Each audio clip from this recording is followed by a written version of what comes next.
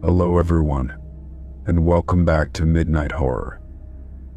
I know many of you use these videos to fall asleep, so before you drift off, I'd love it if you could leave a comment letting me know where you're listening from around the world. Also, don't forget to like and subscribe if you're enjoying the video. Story 1. I had always trusted my home security system. Living alone, it gave me a sense of control, a way to monitor every corner of my house when I wasn't there. Most nights I'd check the footage out of habit, just skimming through the recordings to make sure everything was normal. But that night, something felt off before I even reviewed the playback. The motion sensor had sent an alert while I was asleep, marking a disturbance in the living room. My first thought was that it was a glitch, maybe a shadow shifting or a passing car's headlights. Still, curiosity got the better of me and I opened the footage on my phone. At first, everything seemed fine, the usual stillness of my empty living room. Then, the screen went black. It wasn't just a brief flicker or a camera malfunction, it was 5 full minutes of complete darkness. The timestamp continued counting, but there was no image, no sound, nothing at all. My stomach tightened as I fast-forwarded, hoping it was just a system error. When the feed finally came back, my blood ran cold. A chair had moved just slightly, but enough to be obvious. It had been neatly tucked under the dining table before the blackout, and now it was pulled out, as if someone had just stood up from it. I stared at the screen, my pulse hammering in my ears. I rewound the footage, watching the moments leading up to the blackout again. There was no sign of movement before the cut, no indication that anything was wrong. It was as if the camera had been deliberately shut off, and when it resumed, the chair had changed position. My breath caught in my throat. I lived alone. There was no one else in the house. The doors were locked, the windows secured. I had checked them before going to bed. The idea that someone had been inside while the cameras were down sent a chill down my spine. I swallowed hard and stood up, glancing around my darkened house. I didn't want to be paranoid, but I had to be sure. My hands trembled as I grabbed the nearest object, a flashlight from the kitchen counter. Slowly, I walked toward the living room, scanning every corner for something out of place. The chair sat exactly where I had seen it on the footage, slightly pulled out from the table. The air felt heavier, thick with a silence that pressed against my ears. I reached out and touched the chair, half expecting it to be warm, as if someone had just been sitting there. It was cool beneath my fingertips, unmoving. I turned sharply, glancing toward the hallway that led to my bedroom. I needed to check the locks again, just for peace of mind. My fingers fumbled with the deadbolt, twisting it back and forth to confirm it was secure. The windows were still latched, their locks unbroken. There were no signs of a forced entry, nothing to suggest anyone had been inside. But that didn't explain the camera. A thought struck me then: what if they were still here? My stomach clenched as I realized I hadn't checked the closets, the basement, or even under the bed. The idea of an intruder still lurking in the house made my skin crawl. I took a slow breath, gripping the flashlight tightly, and forced myself to move. I checked the closets first, yanking the doors open one by one. Nothing. The basement was next, its darkness swallowing my light as I descended the stairs. My heart pounded as I swept the beam across the room, but everything was in its place. No footprints, no signs of disturbance. By the time I reached my bedroom, exhaustion was settling in, but I couldn't shake the unease creeping up my spine. I knelt down, hesitating before lifting the bedskirt. The space beneath was empty. A shaky sigh escaped my lips, but relief didn't come. I still had no explanation. I returned to the living room, staring at the chair as if it held the answers. Could I have moved it earlier without remembering? It seemed unlikely, especially since I hadn't even been in the living room before bed. I checked my phone again, replaying the footage, hoping I had missed something. The blackout was exactly 5 minutes, not a second more. It wasn't random, it was precise. And that terrified me more than the chair moving. If it had been a simple glitch, the timing wouldn't have been so exact. Someone or something had done this deliberately. I didn't sleep that night. Every sound, every creak of the house sent a fresh wave of fear through me. My eyes kept darting toward the dark corners of the room, half expecting to see something move. When the sun finally rose, I felt no relief, just exhaustion. The next morning, I checked the footage again, scanning through the night for any other anomalies. There was nothing, no more blackouts, no more disturbances. But I couldn't shake the feeling that whatever had happened wasn't over. I decided to reset the system, changing all the passwords and updating the software. Days passed without incident, but I remained on edge. I started double-checking the locks more often, keeping the lights on at night. The chair remained in place, untouched, but I refused to sit in it. I avoided the living room when I could, spending more time in my bedroom with the door locked. Then, a week later, it happened again. Another blackout, this time in the hallway. The footage cut out at 3:17 a.m. and returned at 3:22. When it came back, the hallway closet door was open. My breath hitched as I stared at the screen, my pulse hammering in my chest. I had locked that door the night before. I was sure of it. My hand shook as I reached for my phone, debating whether to call the police. But what would I tell them? That my cameras were glitching and my furniture was moving on its own. They'd think I was imagining things. I forced myself to check the closet, every muscle in my body tense. The door creaked as I pulled it open, revealing rows of coats and shoes. I reached inside, pushing them aside, expecting anything to be there. But the closet was empty. Story 2. The bus was nearly empty when I got on, just a handful of passengers scattered throughout the dimly lit seats. I took a spot near the middle, leaning against the window as the city lights blurred past. The hum of the engine and the rhythmic sway of the vehicle had a lulling effect, making the ride feel almost dreamlike. That was when I noticed him. A man sat directly across from me, his posture rigid, hands resting on his knees. He wasn't looking out the window or at his phone like most people did. His gaze was locked onto me, eyes wide, unblinking and eerily still. I shifted in my seat, uncomfortable under his silent scrutiny. At first, I tried to ignore him, assuming he'd eventually look away or get off at the next stop. But as the minutes stretched on, his stare remained unbroken, his expression blank yet unnervingly focused. The bus continued down its route, stopping every so often to let passengers off or pick new ones up. But the man never moved. He never adjusted his posture, never turned his head, never blinked. It was as if he wasn't even breathing. A cold unease crept up my spine, and I glanced around at the other passengers. No one seemed to notice him, or if they did, they didn't care. A woman near the front was dozing off. An elderly man stared at the floor, and a teenager had headphones on, lost in his own world. I looked back at the man and found his eyes still locked onto mine. There was something deeply wrong about him, something unnatural in the way he held himself. My mouth felt dry as I cleared my throat and forced myself to speak. "Do you need something?"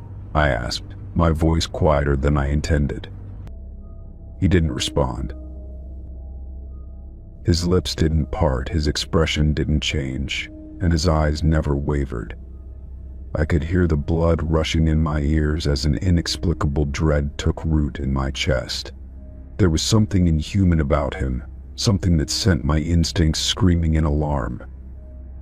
I turned my body away, pretending to be engrossed in the passing buildings outside. The neon lights of convenience stores and the dim glow of street lamps flickered by, casting strange shadows across the bus interior. But no matter how hard I tried to ignore him, I could feel his eyes drilling into me.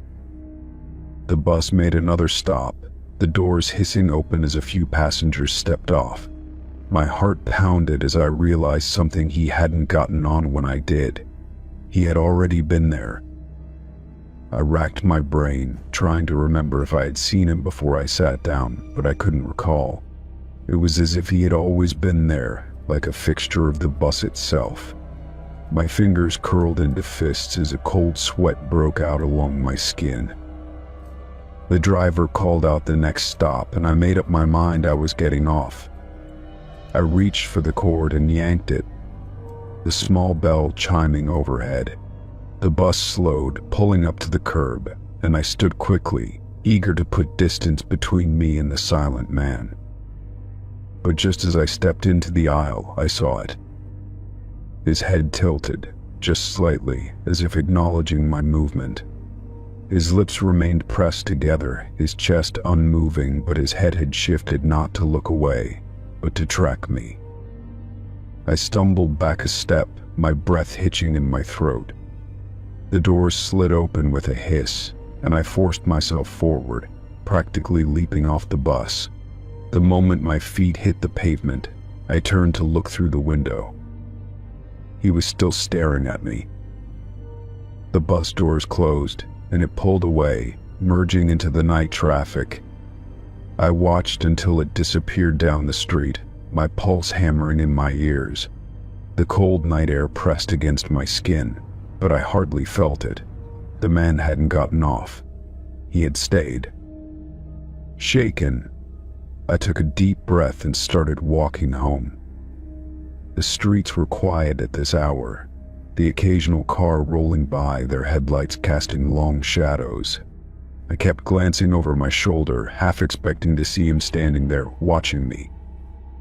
By the time I reached my apartment building, my nerves were raw.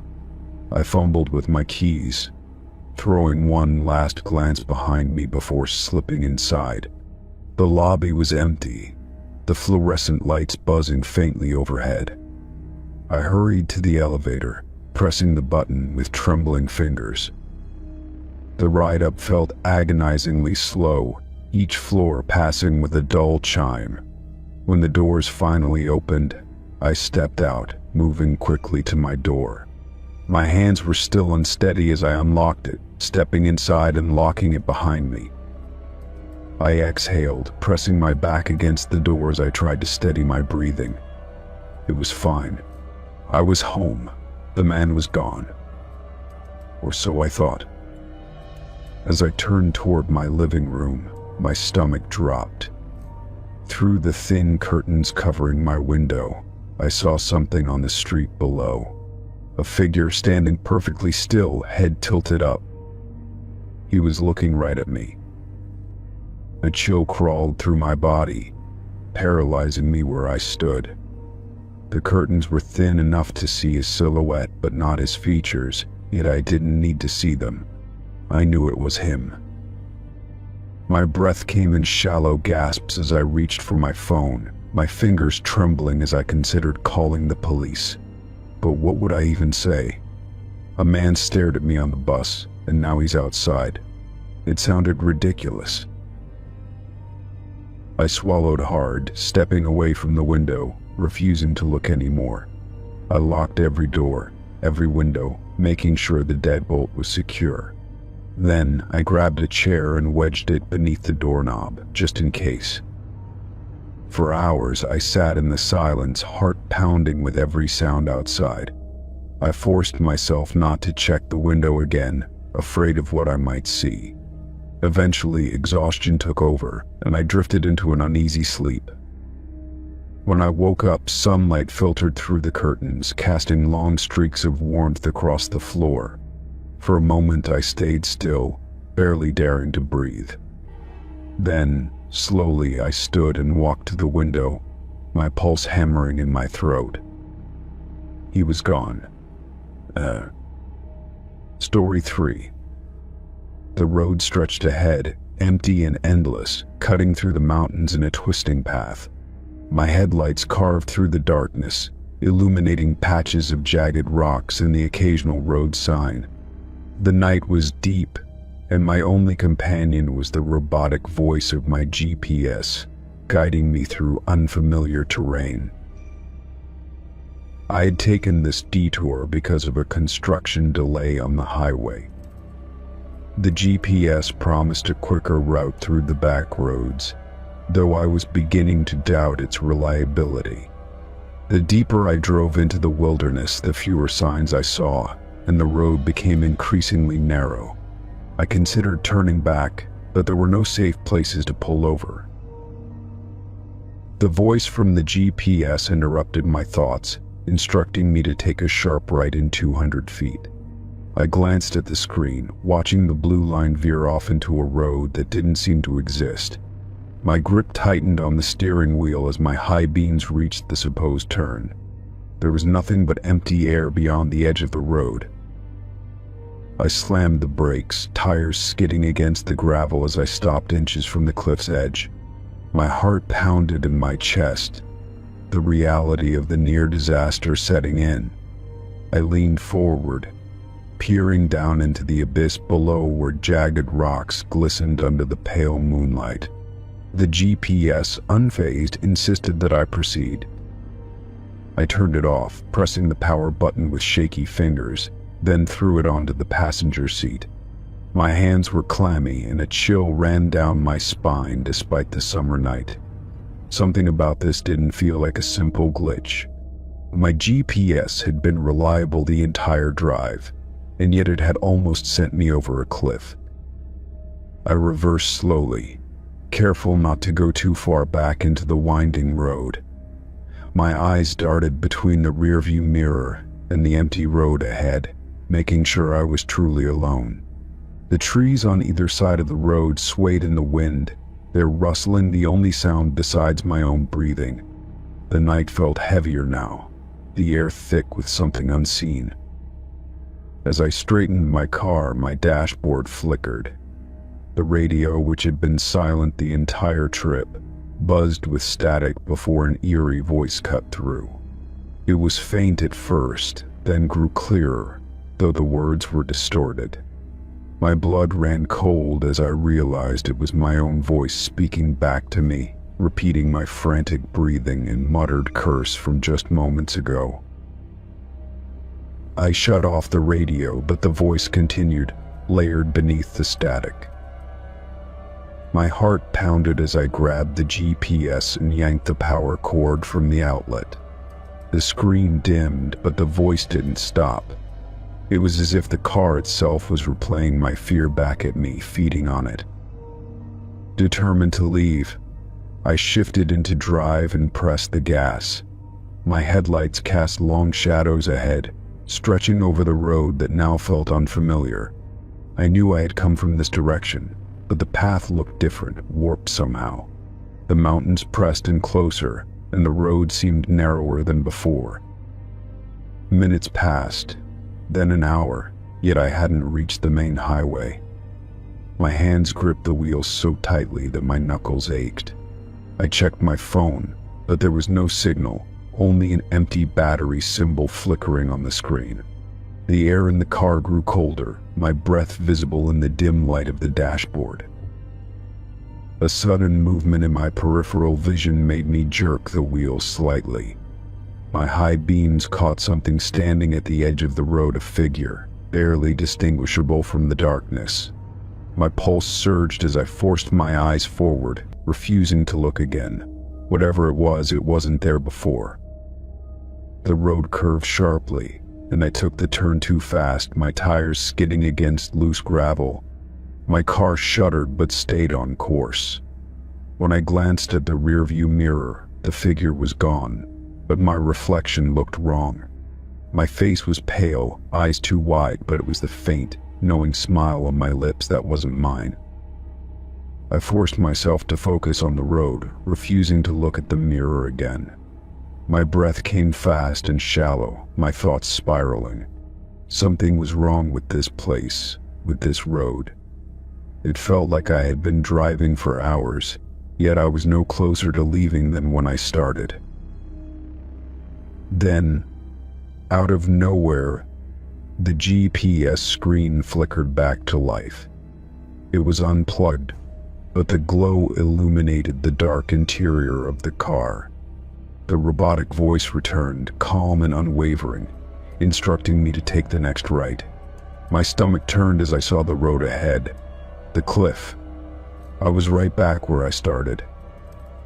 I hit the brakes again, my entire body trembling as I stared at the same empty void I had nearly driven into before. My breath came in short gasps, my hands gripping the wheel as if letting go would mean losing myself entirely. The GPS repeated its command, but this time the voice had changed. It wasn't robotic anymore. It was mine.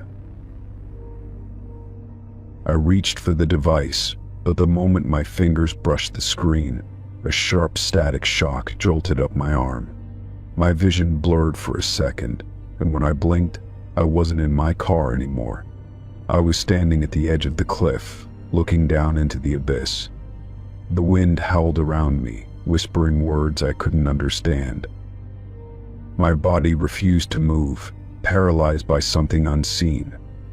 The road, my car, the headlights, everything had vanished. Only the drop remained, stretching below me like a hungry mouth waiting to swallow me whole. The whispers grew louder, blending with the sound of my own racing heartbeat.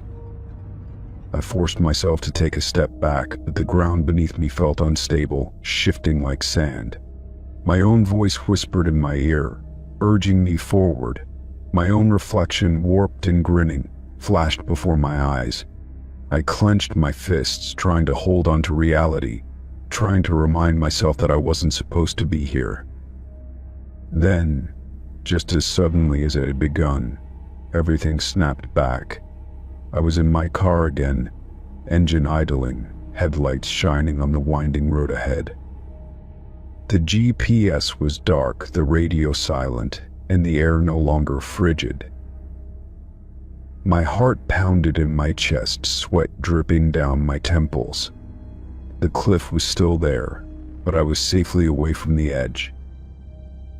Without hesitation, I threw the GPS onto the passenger floor and sped away, refusing to look back. The road no longer twisted endlessly, it led straight to the main highway. When I finally reached the familiar glow of city lights, I pulled over, hands still trembling on the wheel.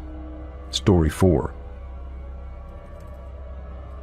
I received a call from my bank one morning, informing me that a new account had been opened in my name in another state. My stomach twisted as I assured them I had never opened such an account. The representative explained that my social security number had been used, but something about the transaction had triggered a fraud alert. They advised me to contact the police immediately, and I wasted no time in doing so. At the station, I met with an officer who listened carefully as I explained the situation. When I finished, he sighed and flipped through some papers on his desk. He told me this was the third time my identity had been used fraudulently in the past year. I was stunned, having never been informed of any prior incidents. The officer pulled up files on his computer and showed me reports from 2 different states. Both cases involved fraudulent bank accounts and unauthorized credit applications. My name and social security number had been used, but the addresses and phone numbers didn't belong to me. Whoever was behind this had been careful enough to avoid direct links to their real identity. I left the station feeling uneasy, my mind racing with questions. How had someone gotten hold of my social security number? Why had I never been informed of the previous incidents? I spent the rest of the day contacting credit bureaus, placing fraud alerts, and freezing my accounts. The process was exhausting, and it felt like I was trying to put out a fire that had already spread too far. That night, I barely slept, my mind replaying the officer's words over and over. If this had happened 3 times, it meant someone was deliberately targeting me. The thought made my skin crawl. I had always been careful with my personal information, but somehow it hadn't been enough. The next morning, I decided to dig deeper. I went through old emails, bank statements, and anything that might indicate a breach of my information. Nothing stood out, no strange charges or phishing emails. It was as if someone had simply plucked my identity from thin air. A week later, I received another call, this time from a bank in Texas. They asked me to verify an application for a loan under my name. My pulse pounded as I told them I had never applied for a loan there. They confirmed that my social security number had once again been used fraudulently. I immediately called the officer handling my case and updated him on the latest incident. He sounded concerned and mentioned that identity theft rings often worked this way. Sometimes they would sell personal information to multiple buyers, leading to repeated fraud attempts. The idea that my identity was circulating among criminals made my stomach turn. A few days later, I received a letter in the mail from a debt collection agency. The letter claimed I owed thousands of dollars on a credit card I had never opened. My hands shook as I read through it, my heart pounding. This wasn't just a bank account anymore. Whoever was behind this was actively trying to ruin my financial life. I called the debt collection agency, explaining the situation, but they needed proof that I hadn't opened the account. That meant more paperwork, more police reports, and more time spent unraveling a mess I hadn't created. It felt endless, like I was trapped in a nightmare with no escape. One evening, as I was sorting through documents, I received an email from an unknown sender. The subject line read, "I know WHO took your identity." My breath caught as I hesitated before opening it. The message inside was brief. It mentioned a name I didn't recognize and an address in a different state. No further details, no explanation of how the sender knew this information. I forwarded the email to the officer and asked if he could look into it. He warned me not to engage with the sender, as it could be a scam or an attempt to lure me into something dangerous. But my curiosity gnawed at me, and I couldn't stop wondering if the message held the key to ending this nightmare.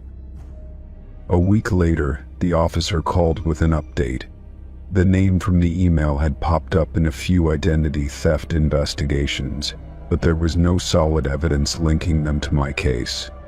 The address led to a vacant house, meaning it was likely used as a front.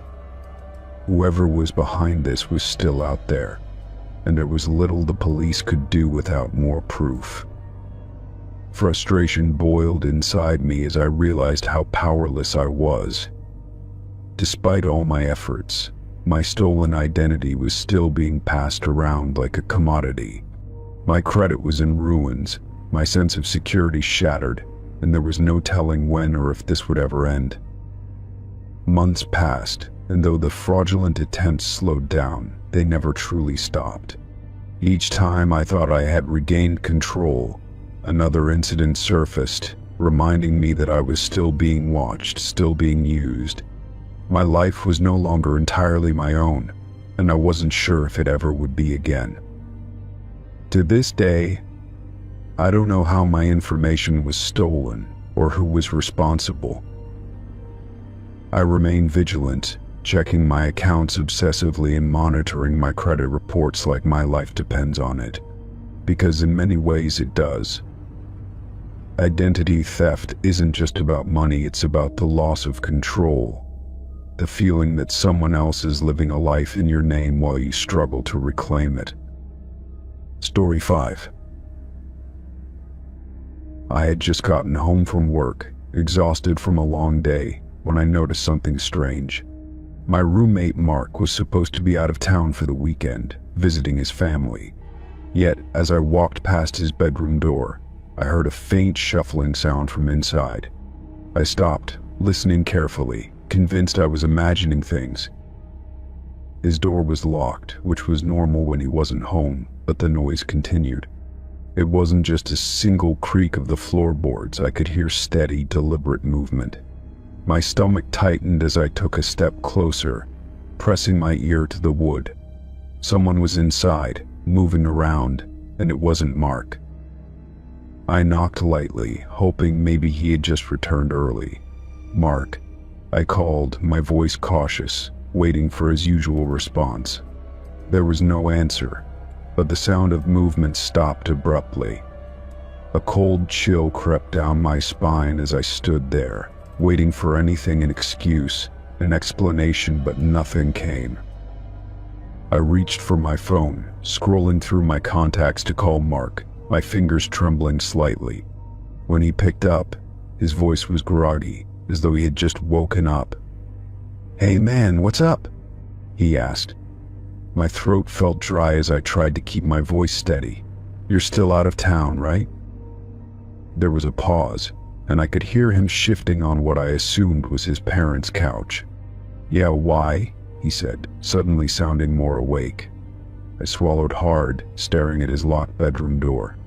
"I think someone's in your room," I said, barely above a whisper. The silence that followed felt unbearable. Then, Mark spoke again, his voice urgent now. "Call the police," he said immediately. "I didn't leave the door unlocked. No one should be in there." A wave of nausea rolled over me as I stepped back from the door. I didn't need him to tell me twice. My hands were shaking as I dialed, my pulse hammering in my ears. While I waited for the police to arrive, I kept my eyes locked on the door, afraid it would swing open at any moment. My mind raced with possibilities, none of them good. A break-in? A squatter? Or something worse? The silence from inside was even more unnerving than the noises had been. Minutes felt like hours, but finally the sound of sirens outside sent a surge of relief through me. I rushed to unlock the front door, letting the officers inside, quickly explaining the situation.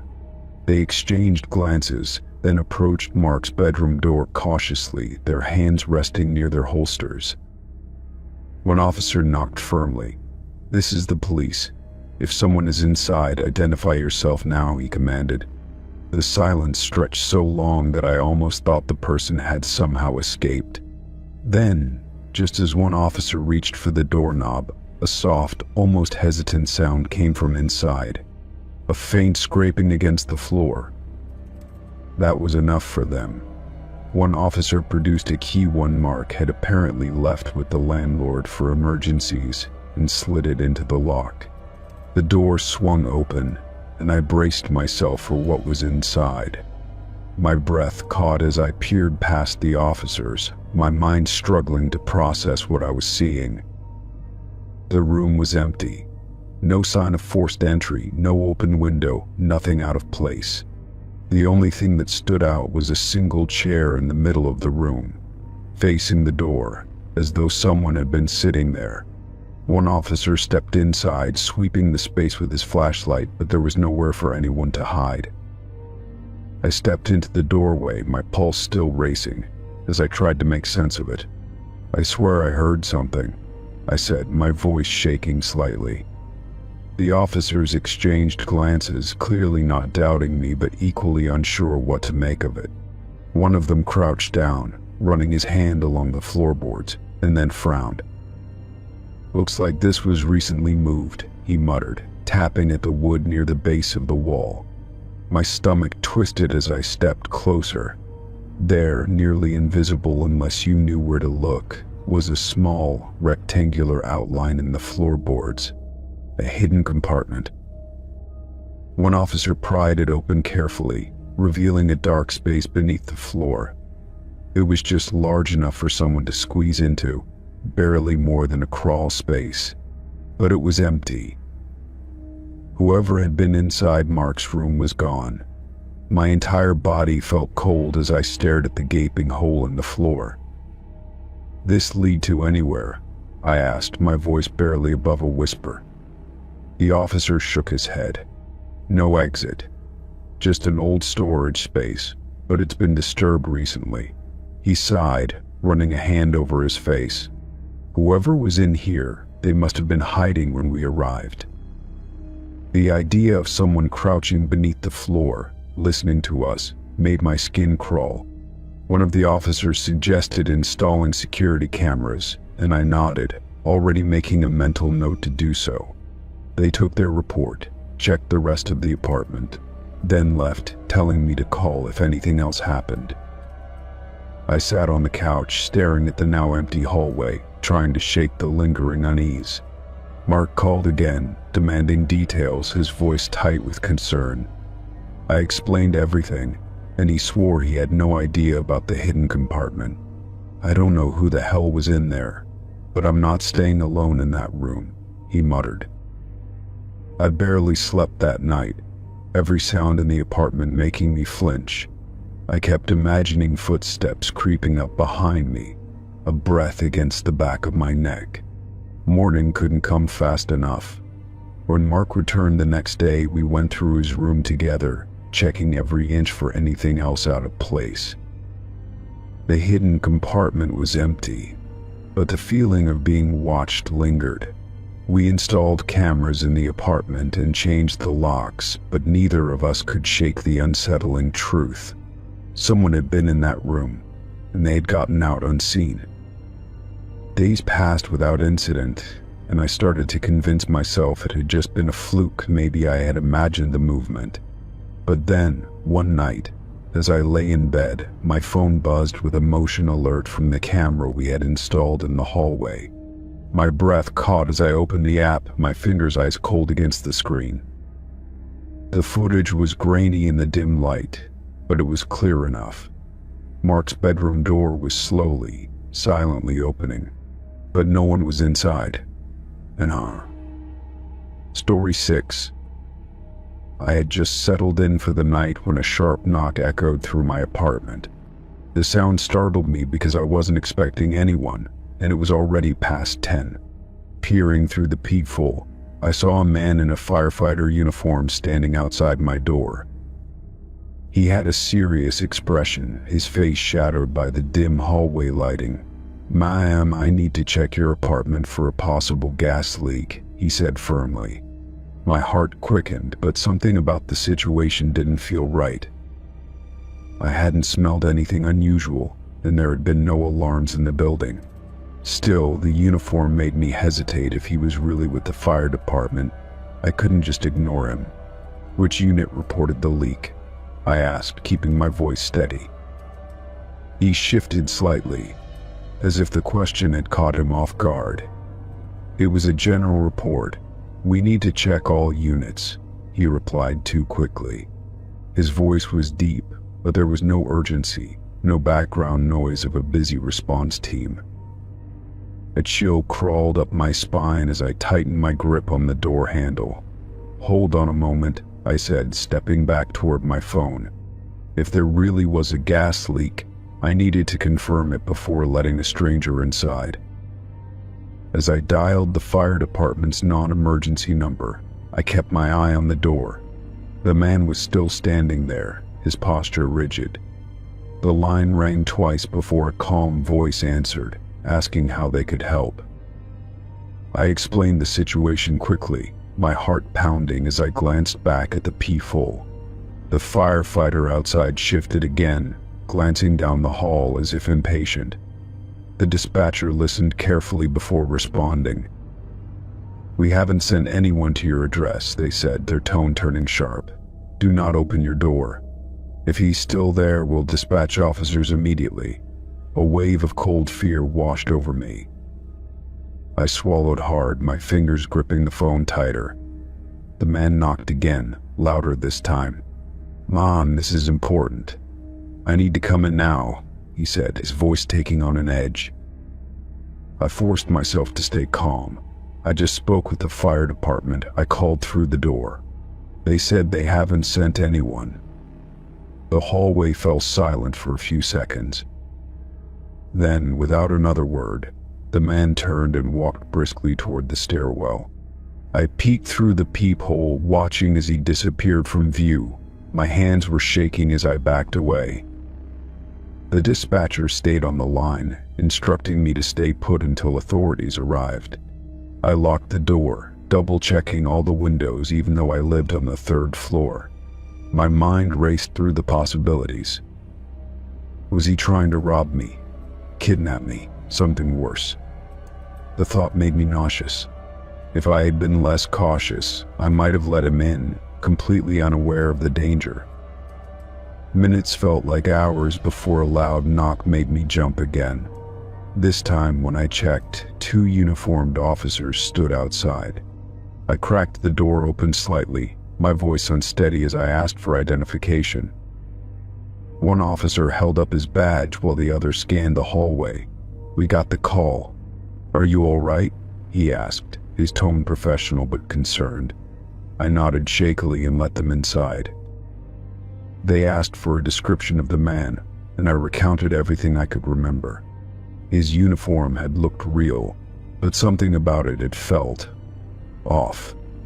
Maybe it was the lack of proper patches, or the way he avoided specifics.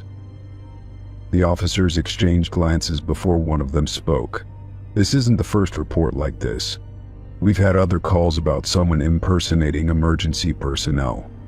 The weight of their words made my stomach drop. They assured me they would check security footage from the building. I led them to the main entrance, where a camera faced the hallway.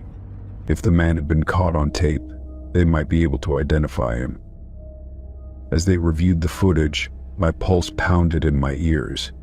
One of the officers frowned, pointing at the screen. "There," he said, motioning for me to look. I stepped closer and felt my breath hitch. The man in the uniform walked into the building without hesitation, his posture confident. But then, something strange happened. He never stopped at another unit, he had come straight to my door. How did he know which apartment to target? I asked, my voice barely above a whisper. The officers didn't answer right away. One of them pulled out his radio, speaking in low tones to someone on the other end. After a moment, he turned back to me. "Did you have any maintenance workers or strangers in the building recently?" I thought back but shook my head. Nothing out of the ordinary had happened. The officer sighed. "We'll have patrols in the area tonight. If you see anything suspicious, call us immediately." I nodded, though the unease in my chest remained. They advised me to stay alert before heading out. Once I was alone again, I locked the door and sat on the couch, replaying everything in my mind. The fake firefighter hadn't seemed surprised when I questioned him. He had been confident, almost expecting me to comply. A shiver ran through me as I imagined what could have happened if I had let him in. I might have been another missing person case, just another headline. The thought made my skin crawl. I didn't sleep well that night. Every small noise made me jump, and I checked the locks more times than I could count. The police had said they'd patrol, but the fear lingered like a shadow. Days passed, but the unease never fully left. I asked my landlord about adding an extra lock, and they agreed without hesitation.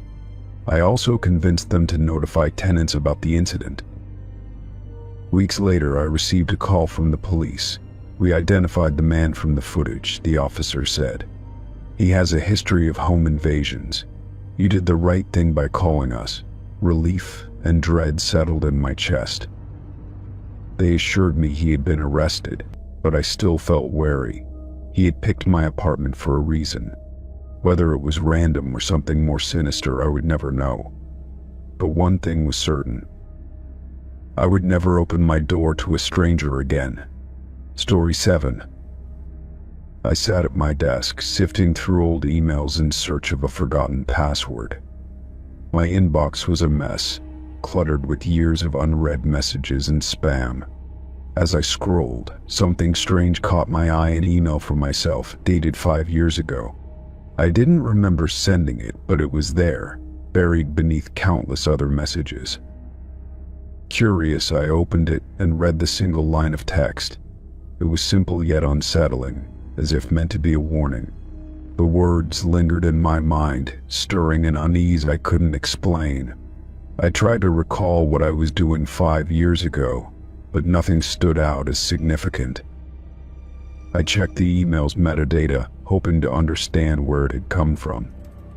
There were no signs of tampering, no forwarded addresses, nothing unusual except the timestamp. It was as if I had truly sent it to myself, though I had no memory of doing so. I leaned back in my chair, staring at the screen. The message made no sense on its own, but it nagged at me like an unfinished thought. Had I meant to warn myself of something? Was this some elaborate joke I had long forgotten? The words echoed in my head as I shut my laptop. I couldn't shake the feeling that the message was important, but without context, it meant nothing. Pushing it aside, I tried to focus on my work, but the unease settled deep in my stomach. Later that evening, I went for a walk to clear my mind. The air was crisp, and the quiet of the night should have been calming. Instead, I felt watched, though the streets were empty. I told myself it was just the email, playing tricks on my nerves. Back home, I tried to distract myself with television, but my thoughts kept circling back to the message. I pulled out my old journals, flipping through the pages from 5 years ago. There were notes about work, weekend trips, and mundane details, but nothing about sending an email. Sleep didn't come easily that night. My dreams were fragmented, filled with indistinct shadows and whispers I couldn't understand. When I woke up, a dull headache throbbed at my temples, the unease from the email still lingering. The next morning, I decided to let it go. There was no use obsessing over something that had no clear meaning. I got dressed, had my coffee, and went about my day as usual. But as I reached for my phone, a notification made me freeze. A new email sat in my inbox from my own address. My hands felt cold as I tapped to open it. The message was blank, but the timestamp was exactly the same as the one from 5 years ago. My pulse quickened as I tried to process what this meant. Something was wrong. There was no way I could have sent this to myself. My email was secure, and no one else had access to it. A sense of dread crept up my spine as I realized this wasn't just a forgotten message, it was something else entirely. Determined to understand, I searched through old files, desperate for a clue. Digging deeper, I found something I hadn't looked at in years, a saved conversation from an old chat application. My fingers trembled as I read the exchange between myself and someone I no longer spoke to. The messages were vague, but they hinted at something I had chosen to forget. There were mentions of trust, warnings exchanged, and then, abruptly, the conversation stopped. It was as if I had deliberately cut ties with whoever this person was. A name surfaced from the depths of my memory, sending a shiver through me. It belonged to someone I had once been close to, someone who had disappeared from my life suddenly. I had forgotten them entirely, but now their presence felt like a missing puzzle piece. I searched for them online, but there was no trace. No social media, no news, nothing to indicate they had ever existed. My stomach twisted as I realized just how thoroughly they had been erased from my past. It was as if someone or something had wanted me to forget. The weight of the email pressed down on me. It was a message from myself, a reminder of something I had buried. But why? And who had I been warned not to trust? The lack of answers gnawed at me, making the walls of my apartment feel smaller, the air heavier. As the day stretched on, paranoia took root. Every noise in my apartment made me jump. Every passing stranger felt like a potential threat. My phone buzzed with another notification, but I hesitated before checking it. My own name stared back at me, another email sitting unread. My breath caught as I clicked it open. The message was blank, just like before.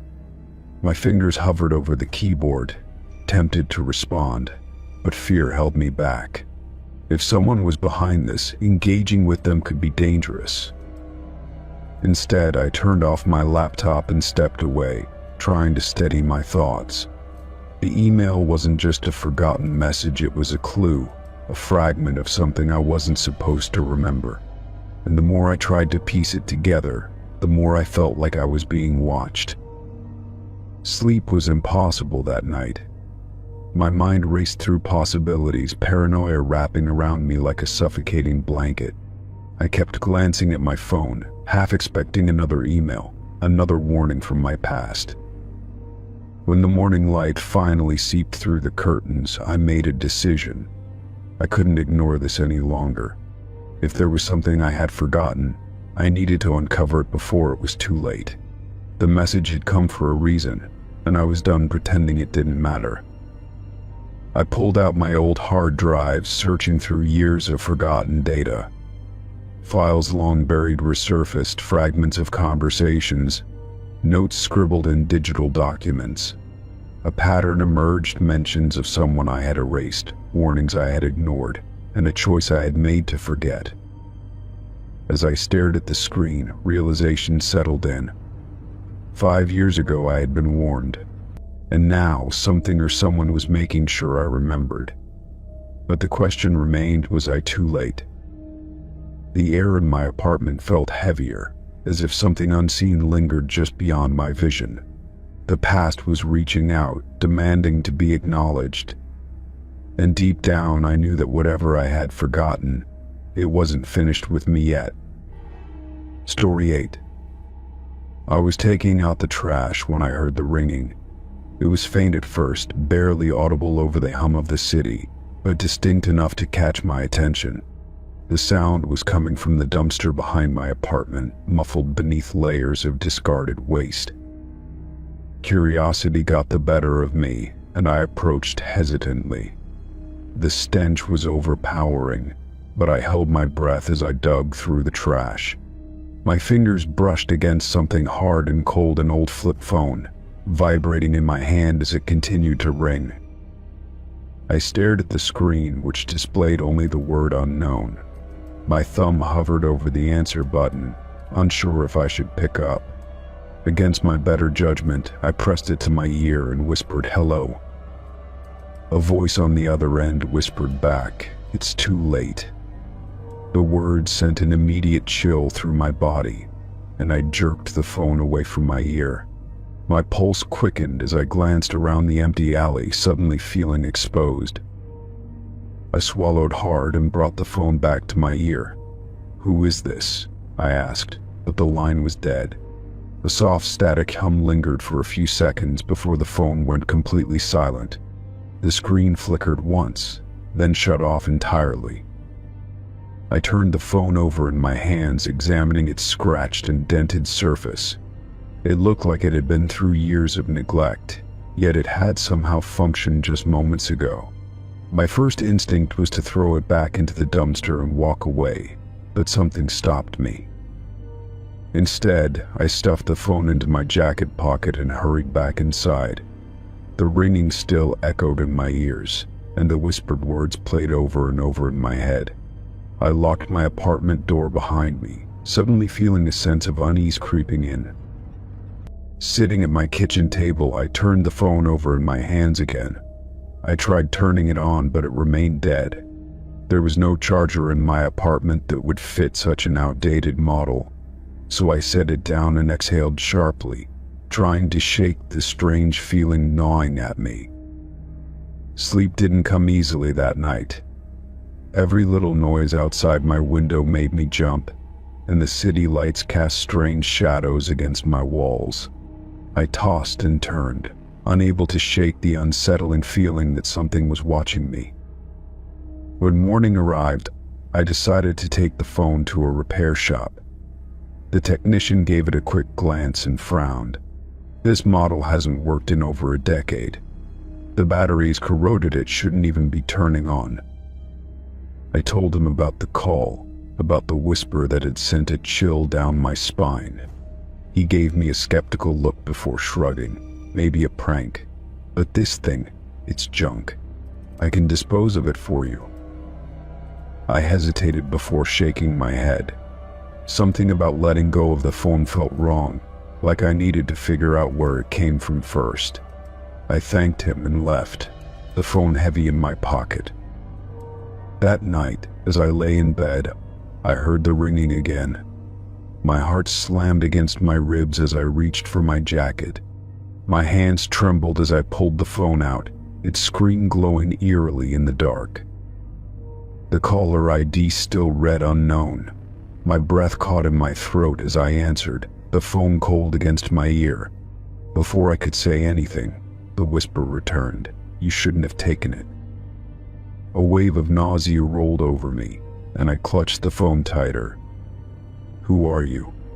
I demanded, but the response was nothing but soft static. Then, just before the line cut off, I heard a faint sigh, almost like disappointment.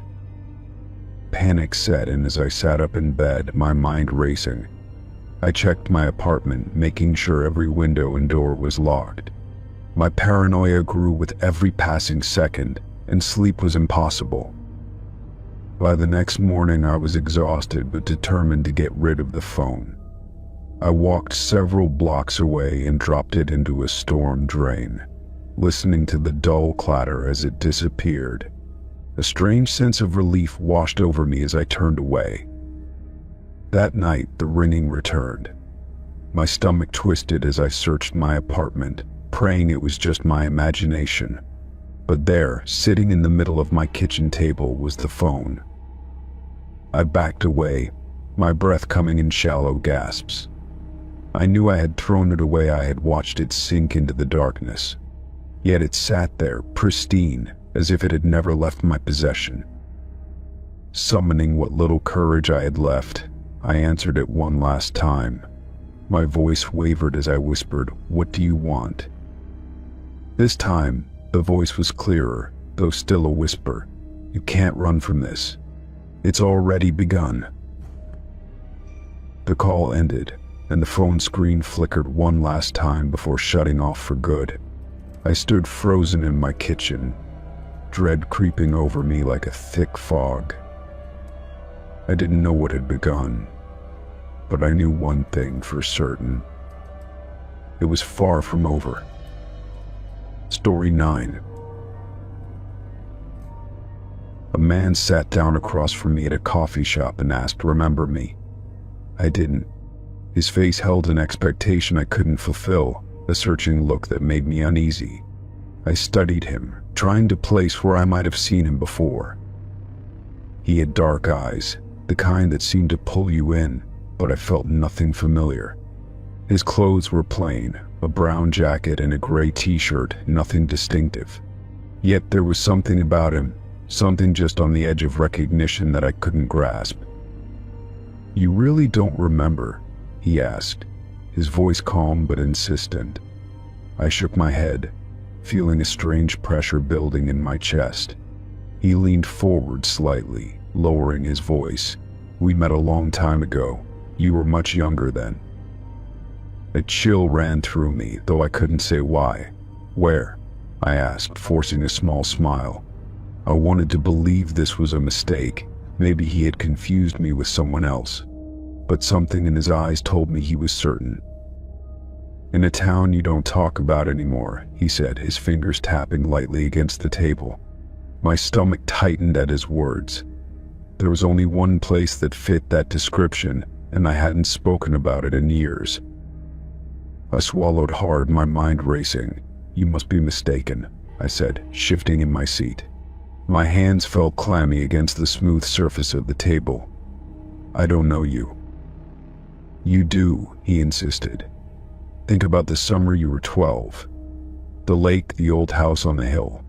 His voice was steady, but his eyes darkened, watching for my reaction. "Think about what happened." I felt lightheaded, the coffee in my stomach suddenly me too bitter. That summer, that house. I had tried to forget. I had forced the memories down so deep that I had convinced myself they were gone. But they weren't. The house had been abandoned, or at least we thought it was. My friends and I dared each other to go inside. I had gone first, pushing through the warped door, the scent of mildew thick in the air.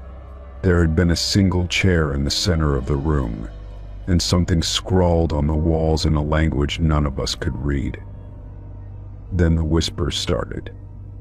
At first, we thought it was the wind slipping through the broken windows, but the words were clear, too clear. Get out. Not welcome. Not safe. We ran, laughing it off as a prank, but I never went back, and neither did my friends. Now, sitting across from this man, my heart pounded. "Who are you?" I whispered. My voice felt small, weak. I gripped my cup tighter, as if it could anchor me to the present. He tilted his head, considering his words. "I was there that night," he said. His fingers traced an invisible pattern on the table. "You don't remember, but I do. I saw what you saw." The air around us felt heavy, pressing in on my skin.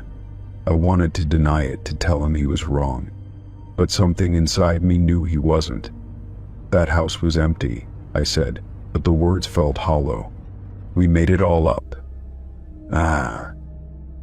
His expression didn't change. "Did you?" he asked. "Or did you just tell yourself that so you wouldn't have to remember?" I felt a sudden, sharp pain behind my eyes, like a memory struggling to surface. The night at the house had been dark, but there had been something else. A figure, just at the edge of the room, watching. I had seen it only for a second before we ran. I looked at the man again, and this time something clicked. The way he sat, the way he watched me, was familiar. My breath hitched. He had been there, standing near the trees when we fled from the house, half hidden in the shadows. "You," I said, the word barely escaping my lips. My pulse pounded in my ears. "Why are you here?" He exhaled slowly, like he had been waiting for me to reach this moment. "I need you to understand," he said. "Something followed us out that night, and it never left." The cafe around me blurred, the noises fading into the background. "What do you mean?" I asked, my throat dry. I didn't want to hear his answer, but I had to. "The house didn't want us to leave," he said, his voice low. "It wanted to keep us. But we ran before it could." His fingers curled into a fist. "I don't know how, but it's still watching. Waiting." I felt a coldness settle in my bones. "That doesn't make sense," I whispered. "It's just a house. Just a stupid childhood story." He shook his head. "Then why do you still dream about it?" His eyes locked onto mine, unblinking. "Why do you still wake up thinking something's in the room with you?" I wanted to deny it, to tell him he was wrong. But he wasn't. I did dream about it.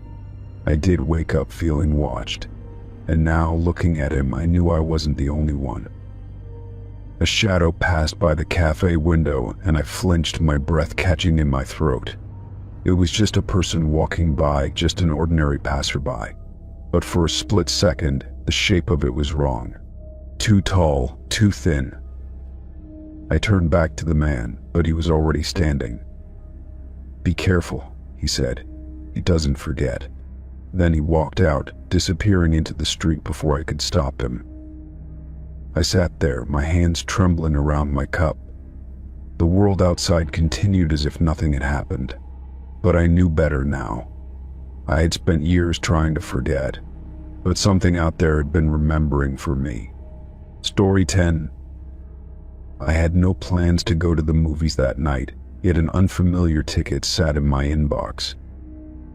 It was for a theater across town, one I had never visited. The showtime was for 10:45 p.m., a late-night screening of a movie I had never even heard of. I double-checked my bank account, but there was no charge, just the confirmation email, as if I had actually made the purchase. Curious and slightly uneasy, I decided to call the theater to clear things up. The employee on the line sounded confused but confirmed that the ticket was valid under my name. He asked if I wanted to cancel. but something held me back. Instead, I decided to see what would happen if I showed up. The theater was located in a part of town I rarely visited, an older district with small businesses and narrow streets. When I arrived, the parking lot was almost empty, except for a few scattered cars. The marquee displayed the movie title The Silent Room, which I had never heard of before. As I walked toward the entrance, I felt an odd sense of anticipation, as if I were stepping into something I couldn't quite understand. Inside, the theater lobby was eerily quiet, with only one employee behind the counter. He barely looked at me as he tore my ticket, motioning toward the dimly lit hallway leading to the screening rooms. I glanced around but saw no other moviegoers, just empty concession stands and rows of silent arcade machines. The atmosphere was unsettling, but I told myself it was just a slow night. I found my assigned seat in the nearly empty auditorium, the massive screen dimly illuminated by pre-show advertisements. A few other people sat scattered throughout, but no one made a sound. The air smelled stale, like old popcorn and something faintly metallic. Checking my phone, I noticed the time 10:43 p.m., just 2 minutes before the movie was supposed to start. As the lights dimmed further, the screen went black, and instead of trailers, a grainy, flickering image appeared. It showed security footage of a theater lobby, but not this one, somewhere older, more run down. The time stamp in the corner read 10:45 p.m. As I watched, a figure stepped into frame, a person in a dark hoodie walking toward the box office. Something about them seemed familiar, but I couldn't place it. The footage continued, following the hooded figure as they entered an auditorium. The perspective changed, now showing the inside of a theater that looked eerily similar to the one I was sitting in. The camera angle was from the back, facing the screen in rows of seats. A few people were visible, but one seat stood out, the same seat I was sitting in. My stomach tightened as I watched the hooded figures slowly make their way toward my row on screen. The film quality was grainy, but their movements were deliberate, their posture unnatural. As they approached the seat, I shifted uncomfortably, glancing around the real theater. No one else seemed to react.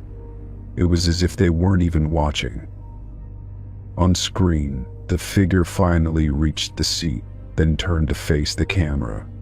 My breath caught in my throat as I realized why they seemed familiar. It was me. The hood slipped back just enough to reveal my own face, pale and expressionless. The me on screen stared directly at the camera for several long seconds before the film abruptly cut to black. A cold chill crawled up my spine as I gripped the armrests. The theater was silent, the screen dark. I turned to look at the few scattered moviegoers, but they sat still, facing forward, their faces obscured by shadows. My heart pounded as I stood up, desperate to leave. As I made my way toward the exit, I heard a faint whisper behind me. I didn't stop to listen. Pushing through the doors, I rushed into the hallway, which seemed eerily longer than before. The dim overhead lights flickered as I hurried past the empty concession stand. Something about the theater felt off, like the air was heavier, the walls pressing in. I reached the lobby, but the employee who had taken my ticket was gone.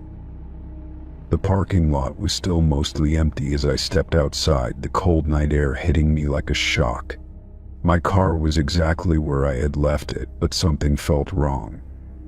I glanced back at the theater, at the dark windows reflecting the streetlights. For a moment I thought I saw a shadow move inside, just beyond the glass doors. I got into my car and locked the doors, my hands gripping the steering wheel. As I sat there, trying to calm my breathing, I pulled out my phone. The confirmation email for the ticket was gone.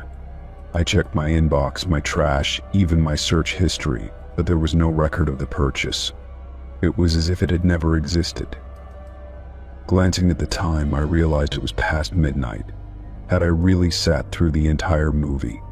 The memory of what I had just seen was already fading, slipping away like a dream upon waking. I started my car and pulled out of the lot, my eyes flicking to the rearview mirror. For a split second, I thought I saw someone standing near the theater entrance. I didn't slow down. The roads were empty as I drove home, my mind racing with unanswered questions. Who sent me that ticket? What was that footage I had seen? And most unsettling of all was that really me on the screen. The image of my own face, staring out from that grainy security feed, lingered in my mind long after I left the theater behind. By the time I reached home, exhaustion weighed on me like a heavy blanket. I locked every door and window before collapsing onto my bed, my mind refusing to settle.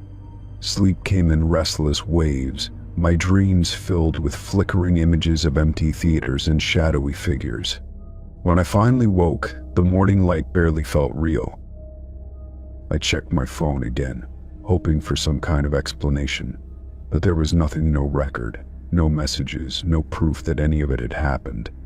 It was as if the night had been erased, leaving only fragments of a memory that refused to fully form. But as I got up and walked past my hallway mirror, I froze. There, on the edge of the glass, was a small smudge, almost like a fingerprint. But it wasn't mine. It was too high up, too perfectly centered. As I stared, a faint whisper echoed in my ears, just like the one I had heard in the theater. My reflection remained still, yet for a split second, I could have sworn it was watching me. Story 11. The office was eerily quiet at night, the kind of silence that pressed against my ears. I had stayed late to finish a report, the only light in the building coming from my desk lamp. Outside, the city had settled into its own rhythm, the occasional honk or distant siren reminding me I wasn't completely alone. Still, inside these walls, the stillness felt heavier, almost suffocating. I stretched my arms, glancing at the clock on my computer. It was well past midnight, and my body was beginning to protest. The hum of the air conditioning was the only sound breaking the silence, steady and rhythmic. I sighed, saving my work and debating whether I should make another cup of coffee or just pack up and leave. Just as I reached for my bag, the intercom crackled to life. The sudden noise made me freeze, my pulse quickening. I wasn't expecting any announcements. Everyone else had gone home hours ago, and as far as I knew, the intercom wasn't even used outside of office hours. A burst of static filled the air, followed by something even more unsettling. A voice, distorted and warped, said my name. It wasn't a question, not a call for attention. It was a statement, flat and deliberate. My breath caught in my throat as I stared at the speaker mounted on the wall. I waited, hoping for some kind of explanation. Maybe security was trying to reach me, though that wouldn't make sense. They had my number, and they never used the intercom. The speaker remained silent, the static fading as if nothing had happened. The room suddenly felt colder, the air heavy with something I couldn't explain. Slowly, I stood, my chair scraping against the floor. I walked to my office door and peered out into the dimly lit hallway. The cubicles were empty, their shadows stretching unnaturally under the emergency lights. No movement, no sound, nothing to suggest that anyone else was here. I turned back to my desk, trying to rationalize what I had heard. Maybe the system had malfunctioned, picking up some interference. But it had said my name. That wasn't random noise, and it wasn't a coincidence. A chill ran down my spine as I realized I didn't want to be here any longer. I shut down my computer, moving faster now, my hands slightly unsteady. As I reached for my bag again, the intercom crackled a second time. My entire body tensed, my fingers tightening around the strap. The same voice, distorted and hollow, spoke again. This time, it whispered, "Come here." A sharp breath escaped me, my pulse hammering in my ears. The sound sent a deep, primal fear through me, something I couldn't explain. The voice had come from the main intercom system near the front desk, past the empty hallways and darkened offices. I had no intention of following its request. I grabbed my things and moved toward the exit, forcing my legs to stay steady. The motion-activated lights flickered on as I walked, casting long shadows across the floor. I told myself that once I reached the lobby, I'd call security and report the issue, but another part of me whispered that I should just leave and never look back. As I neared the main hallway, the intercom crackled again. My footsteps slowed despite every instinct screaming at me to run. The voice, somehow even more warped than before, repeated itself. "Come here." But this time it didn't sound distant. It sounded closer. A cold sweat broke out on my skin as I turned toward the front desk. The reception area was dark, the monitors blank, the intercom panel sitting undisturbed. I scanned the room, half expecting to see someone standing there, but there was nothing. Just the empty space and the faint hum of the building around me. I stepped closer, gripping my bag tightly, trying to convince myself to check the intercom panel. Maybe it would show some kind of error, some rational reason for what I was hearing. My fingers hovered over the buttons, hesitant, when the intercom crackled once more. This time it was different. There was no voice, only breathing, slow, deliberate, and too close. It was coming from the speaker right above me. My body went rigid as I felt a presence behind me, the unmistakable sensation of being watched. I turned sharply, my breath catching in my throat. The lobby was empty, just as it had been a second ago, but the feeling of being watched didn't fade. If anything, it grew stronger, pressing against me from all directions. I took a shaky step back, my heartbeat loud in my ears. The breathing over the intercom grew heavier, as if something or someone was standing just inches away, exhaling directly into the microphone. My entire body screamed at me to move, to get out before something happened that I couldn't explain away. I didn't wait any longer. I turned and bolted for the exit, my footsteps echoing through the empty office. I fumbled with the door, pushing through it with more force than necessary. The cool night air hit me like a wave, shocking and real.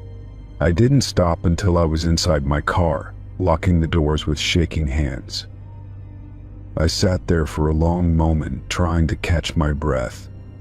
The office loomed behind me, its dark windows reflecting the streetlights.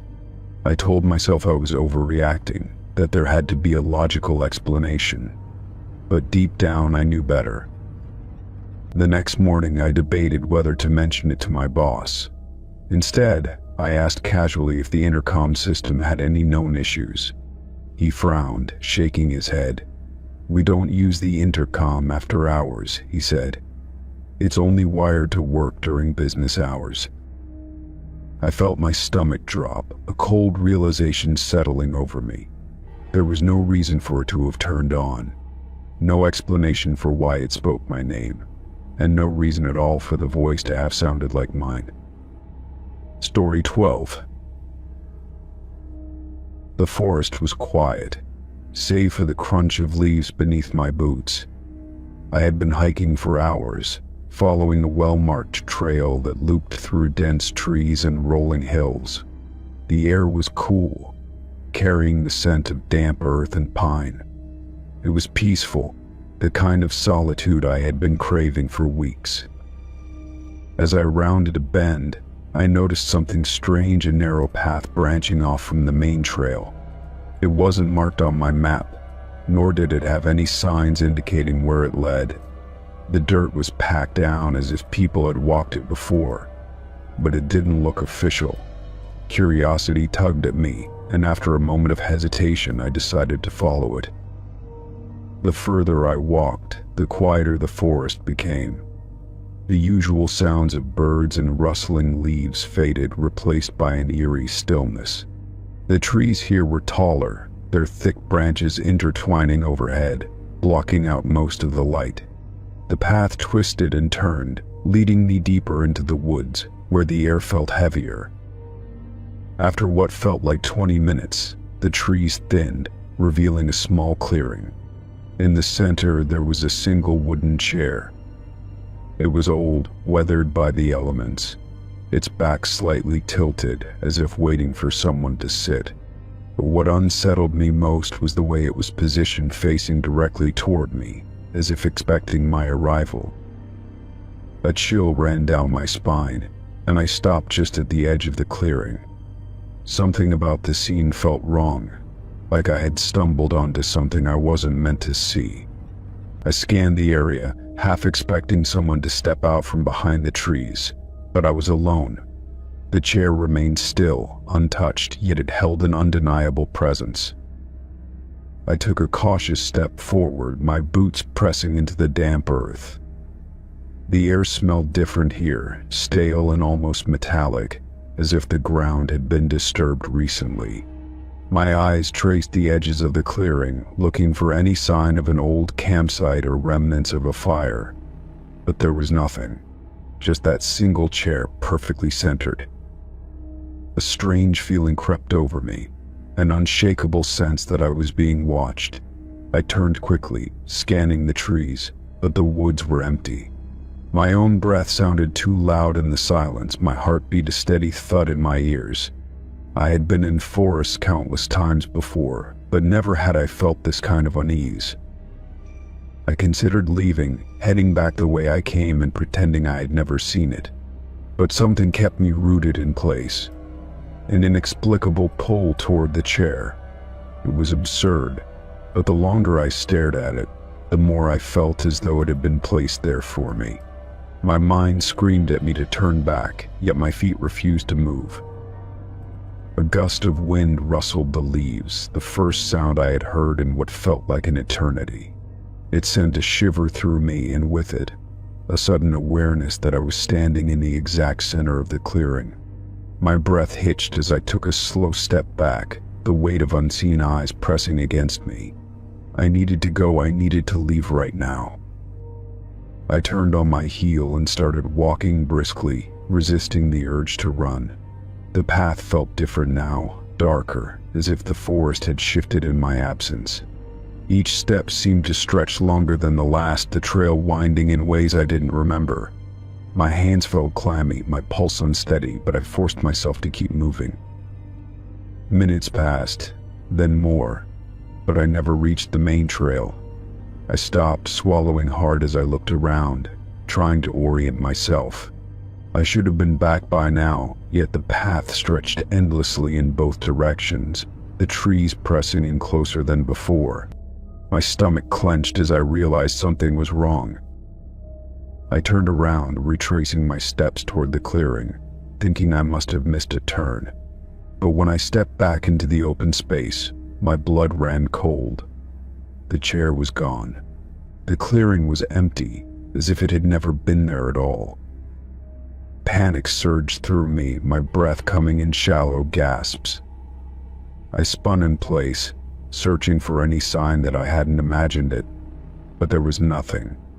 Just grass, dirt, and the overwhelming silence of the forest. My legs felt weak, my mind racing with explanations that made no sense. I needed to get out of here. I turned again, picking a direction and walking with purpose, hoping that somehow I would find my way back. My surroundings blurred together, every tree looking identical, every step feeling as if I were sinking deeper. No matter how far I walked, I never seemed to make progress. Then I saw it. Ahead of me, just beyond the trees, the clearing had reappeared, and in the center the chair was back. Only this time it wasn't empty. Someone was sitting in it. My vision swam, my body frozen in place as my mind screamed at me to run. The figure was still, unmoving, their head slightly tilted in my direction. The dim light filtered through the trees, casting shadows across their face, obscuring their features. But I knew deep in my bones that they were looking at me. I took a step back, my throat dry, my pulse pounding against my ribs. The air around me seemed to hum, a low vibration that I could feel in my teeth. The figure didn't move, but I could feel their attention, heavy and suffocating. Every instinct told me I was in danger. With a sharp inhale, I turned and bolted, my legs propelling me forward without thought. Branches snapped underfoot, my breath coming in ragged gasps as I tore through the trees. The trail no longer mattered, getting out was the only thing on my mind. The forest blurred past me, my muscles burning, but I didn't stop. I ran until my lungs ached, until the tightness in my chest felt unbearable. And then, suddenly, the trees thinned, and I stumbled onto the main trail. I nearly collapsed, gasping for air as I looked behind me. The path I had just emerged from was gone, swallowed by the dense undergrowth. There was no sign of the clearing, no hint that it had ever existed. The world felt normal again, the distant sound of birds, the rustling of leaves, the cool air against my skin. But I didn't linger. I walked as fast as my legs would carry me, refusing to look back. By the time I reached my car, my hands were still trembling. I climbed inside, locking the doors and gripping the steering wheel until my knuckles turned white. The forest loomed in the rearview mirror, quiet and unassuming. But I knew the truth. I hadn't been alone in those woods, and whoever had been sitting in that chair had been waiting for me. Story 13. I set my phone down on the kitchen counter, rubbing my temples after a long day. The apartment was quiet, just the faint hum of the fridge breaking the silence. As I poured myself a glass of water, my phone buzzed with a notification. I glanced at the screen and saw something strange. A new Wi-Fi network had appeared, named after my house. Confusion settled in as I unlocked my phone and checked the list of available networks. My usual router was there, along with the typical neighbor connections, but at the top of the list was the unfamiliar one. It was labeled exactly as I had named my own network, but I knew for a fact I hadn't set up another. A chill crept down my spine as I stared at it, uncertain what to do. I refreshed the list, hoping it was some kind of glitch, but it remained. The strangest part was that it had full signal strength, as if the router was right inside my apartment. I lived alone, and no one else had access to my network. My fingers hesitated before tapping the name, unsure if I wanted to see what would happen. Before I could make a decision, my phone vibrated again with a new notification. This time it was a system prompt asking if I wanted to join the network automatically. My heart pounded as I hit cancel, my instinct screaming that something wasn't right. Networks didn't just appear out of nowhere, especially not ones mirroring my own. I grabbed my laptop and checked for networks there, but the mysterious one didn't show up. It was only on my phone. That made even less sense. My router was secure, password protected, and had never had issues before. The thought that someone could be nearby, messing with my connection, made my skin crawl. Determined to get to the bottom of it, I reset my router and waited for it to reboot. When my phone reconnected, I checked again, expecting the strange network to be gone. But it wasn't. It was still there, still at full strength, as if nothing had changed. A cold unease settled in my gut. I turned off my Wi-Fi and switched to mobile data, refusing to give in to curiosity. There had to be a logical explanation, maybe a neighbor with a similar router name, or a device malfunction. But deep down, I knew that wasn't the case. The name was too specific, too exact, down to the capital letters and spacing. As the hours passed, I tried to ignore it, distracting myself with a movie. Every so often my phone would light up, reminding me of the network's presence. The apartment felt different now, the silence heavier than before. It was the kind of quiet that made me listen for sounds I wasn't sure were even there. At midnight, exhaustion took over, and I decided to call it a night. I placed my phone face down on the nightstand and crawled under the covers, trying to shake the lingering unease. Just as I started drifting off, my phone buzzed once more. Half asleep, I reached for it, expecting another notification about the network. Instead, there was a message, a system alert stating that my phone had connected to my house. My breath caught in my throat as I bolted upright, gripping the phone so tightly my fingers ached. I had turned off Wi-Fi hours ago, and yet somehow my phone had joined the network on its own. I scrambled to disconnect, my hands trembling as I toggled off the setting. A second later, my screen dimmed, as if the phone had lost power for a brief moment. When it lit up again, the notification was gone, along with the mysterious network. It was as if it had never been there at all. Sleep was out of the question. I turned every light in my apartment on, pacing the floor as I tried to make sense of what had happened. My instincts told me this wasn't a technical glitch. It felt intentional, as if something had wanted me to connect. The question was why. As the night dragged on, exhaustion finally won, and I dozed off with the TV still playing in the background. When I woke up, sunlight streamed through the windows, and everything felt normal again. My phone sat untouched on the nightstand, and when I checked the Wi-Fi list, the strange network was gone. For a brief moment, I considered forgetting the whole thing. Maybe I had imagined it, my tired mind twisting an ordinary event into something unsettling. But when I scrolled through my connection history, my stomach dropped.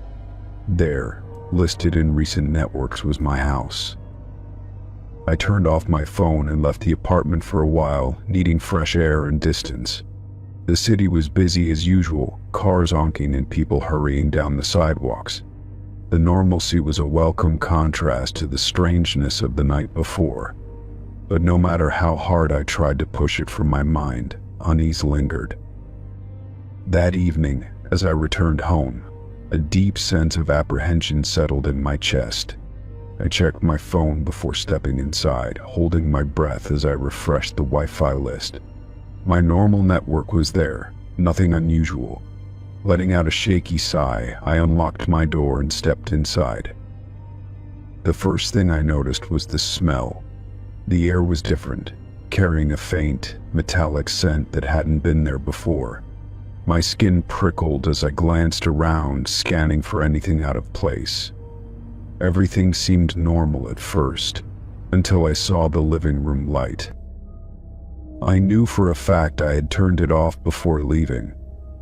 My stomach twisted as I reached for the switch, my fingers hovering over it. Before I could press it, my phone buzzed in my pocket. I pulled it out slowly, dread curling in my chest. A notification glowed on the screen, making my blood turn cold. The unknown Wi-Fi network was back. Full signal, stronger than before. This time it wasn't just called my house. There was something added to the end. Story 14. The key sat in the center of my desk, small and silver, with no markings to indicate what it belonged to. I picked it up, feeling the cool metal between my fingers, and turned it over, looking for any hint of its purpose. My office door required a key card, and my desk drawers were already unlocked, so it clearly wasn't for anything I normally used. I glanced around the office, but no one was watching me or acting like they had left it there. I asked my coworkers if they had seen anyone near my desk that morning, but they all shook their heads. Sarah from accounting joked that maybe it was from a secret admirer, but her laugh faded when I didn't join in. There was something strange about the key, something deliberate, like it had been placed for me to find. I put it in my pocket, deciding I would figure it out later. The rest of the day passed in a haze, my thoughts constantly returning to the key. Each time I reached into my pocket, I half expected it to be gone, as if it had never been real in the first place. When I got home that evening, I set it on my kitchen counter and stared at it under the dim light. What was I supposed to do with it? There was no note, no explanation, just an ordinary-looking key that had appeared without reason. That night, I dreamed of doors. Endless hallways stretched before me, lined with locked doors of different sizes and shapes. I held the key in my hand, but no matter which door I tried, none of them opened. The sound of locks clicking filled the air, as if something was moving just behind the doors, waiting. When I woke up, my heart was pounding, and I was gripping my pillow as if I had been holding the key in my sleep. The next morning, I found the key back on my desk at work. I froze, staring at it, my mind racing. I was sure I had left it at home, but there it was, resting in the same exact spot as before. My hand shook as I picked it up, confirming it was the same one. Either someone had taken it from my apartment, or I was losing my mind. I left work early, unable to focus with the weight of the key burning in my pocket. When I got home, I checked every door, every lock, every drawer, trying to find something that fit. Nothing. The frustration built inside me, a strange compulsion growing stronger with each failed attempt. It felt important, urgent, like I was meant to do something with it, but what? That night, the dreams returned. The hallways were darker, the doors taller, stretching impossibly high above me. I ran my fingers along their cold surfaces, feeling something shift behind them, pressing outward. The key felt heavier in my palm, pulling my arm down as if trying to drag me somewhere. The sound of whispering filled the space, voices just out of reach. The following morning, I didn't go to work. Instead, I wandered the city, holding the key in my pocket and letting instinct guide me. I walked through streets I barely recognized, taking turns without thinking, until I stopped in front of a building I had never seen before. It was old, abandoned, its windows dark and covered in dust. My pulse quickened as I stepped closer, my fingers already pulling out the key. The door had no handle, just a keyhole set into the aged wood. I hesitated for only a moment before pushing the key in and turning it. A soft click echoed in the silence, and the door creaked open on its own. Cold air rushed out, carrying the scent of damp wood and something faintly metallic. I stepped inside, my breath catching in my throat as the door swung shut behind me.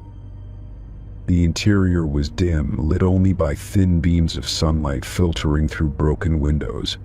Dust swirled in the air, disturbed by my presence. The floor creaked beneath my feet as I moved forward, drawn deeper into the building without understanding why. The space felt untouched, frozen in time, like it had been waiting for someone waiting for me. The staircase led down into darkness, the steps covered in a thick layer of dust. I hesitated, gripping the railing as a cold shiver ran down my spine. The air smelled damp like earth and stone, and something told me this place went much deeper than it should.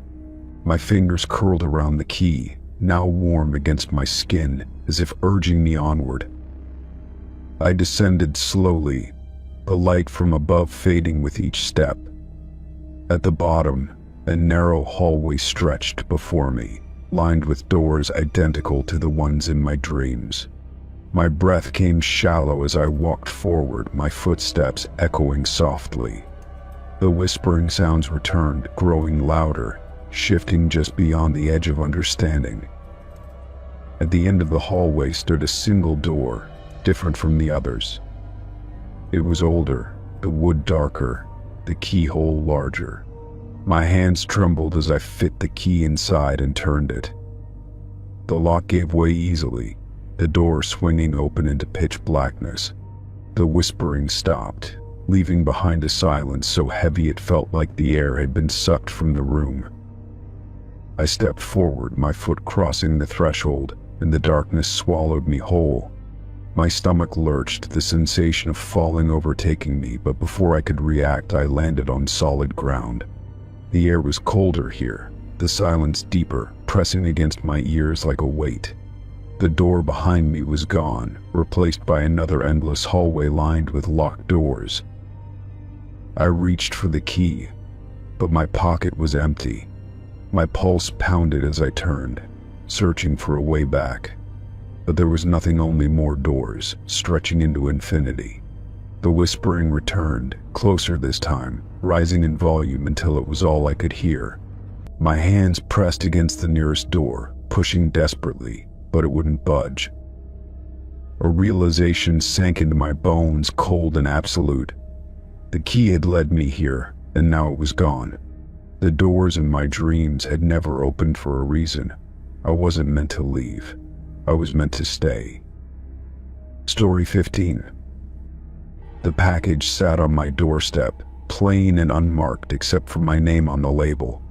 I hadn't ordered anything, but curiosity got the best of me. I brought it inside, setting it on the kitchen table, inspecting it for anything unusual. The box was light, almost too light, and when I shook it, there was barely any sound. I grabbed a knife and carefully sliced through the tape, lifting the flaps with hesitant fingers.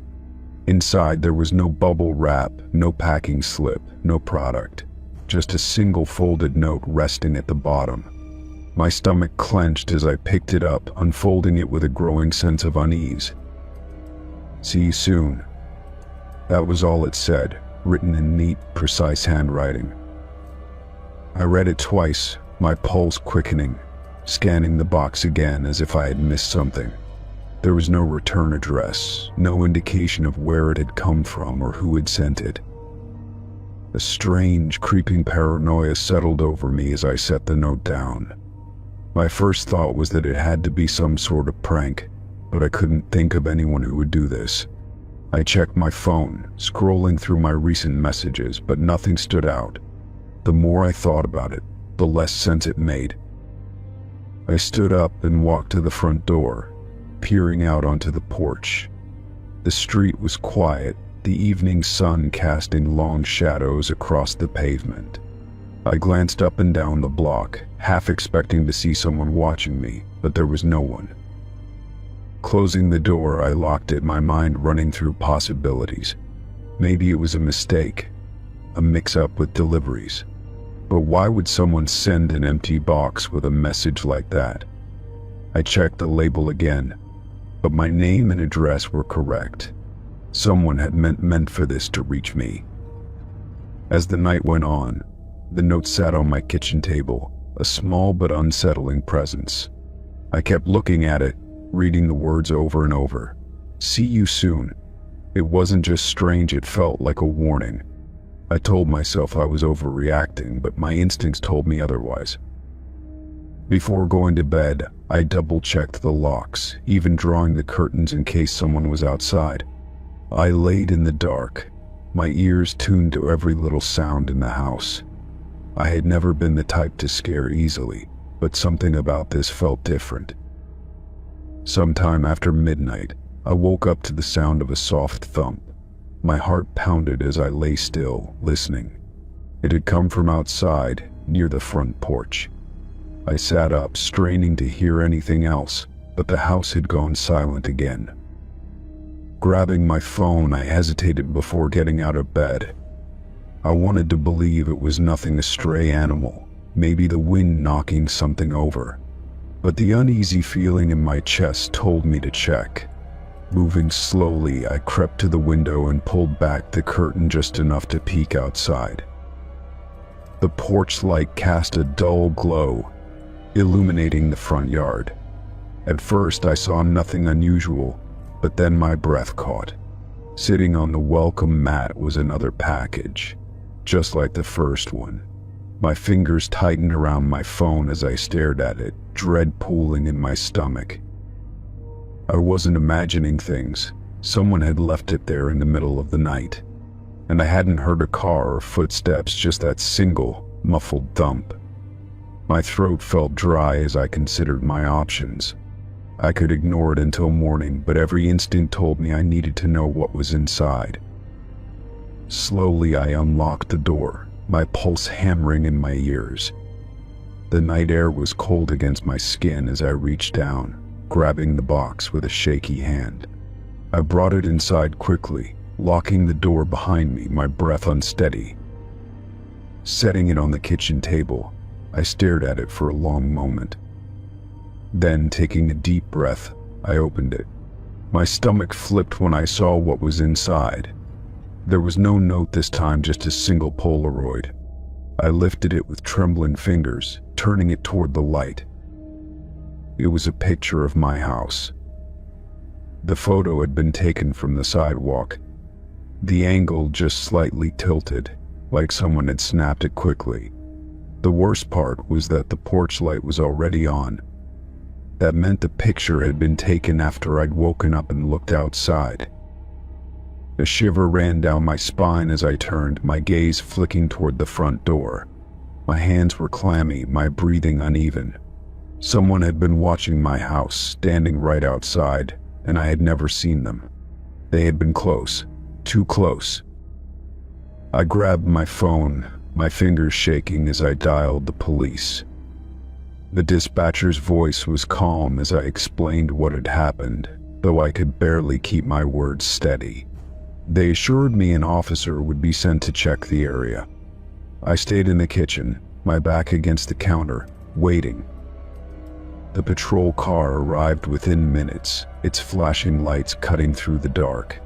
2 officers stepped out, scanning the street before knocking on my door. I let them in, showing them both packages, my voice tight as I described the events. One officer took the Polaroid, studying it with a grim expression. "There have been reports of similar incidents lately," he said, flipping the photo over. "Random packages, vague threats, but no real pattern." His partner nodded, glancing toward the front door. "We'll patrol the area tonight, but keep your doors locked. If anything else happens, call us immediately." After they left, I sat in my living room, still too on edge to sleep. The night felt heavier, the house too quiet. I kept expecting another sound, another knock, another package appearing out of nowhere, but nothing came. Morning brought a brief sense of relief, but I knew this wasn't over. I installed security cameras that afternoon, placing them by the porch and along the side of the house. That night, as I checked the footage before bed, something made my blood run cold. The camera had caught movement at 3:12 a.m. A figure stood on the sidewalk, just at the edge of the frame. They were tall, dressed in dark clothing, their face turned toward my house. They didn't approach, didn't knock or leave anything. They just stood there, watching. Then, after a full minute, they slowly turned and walked away.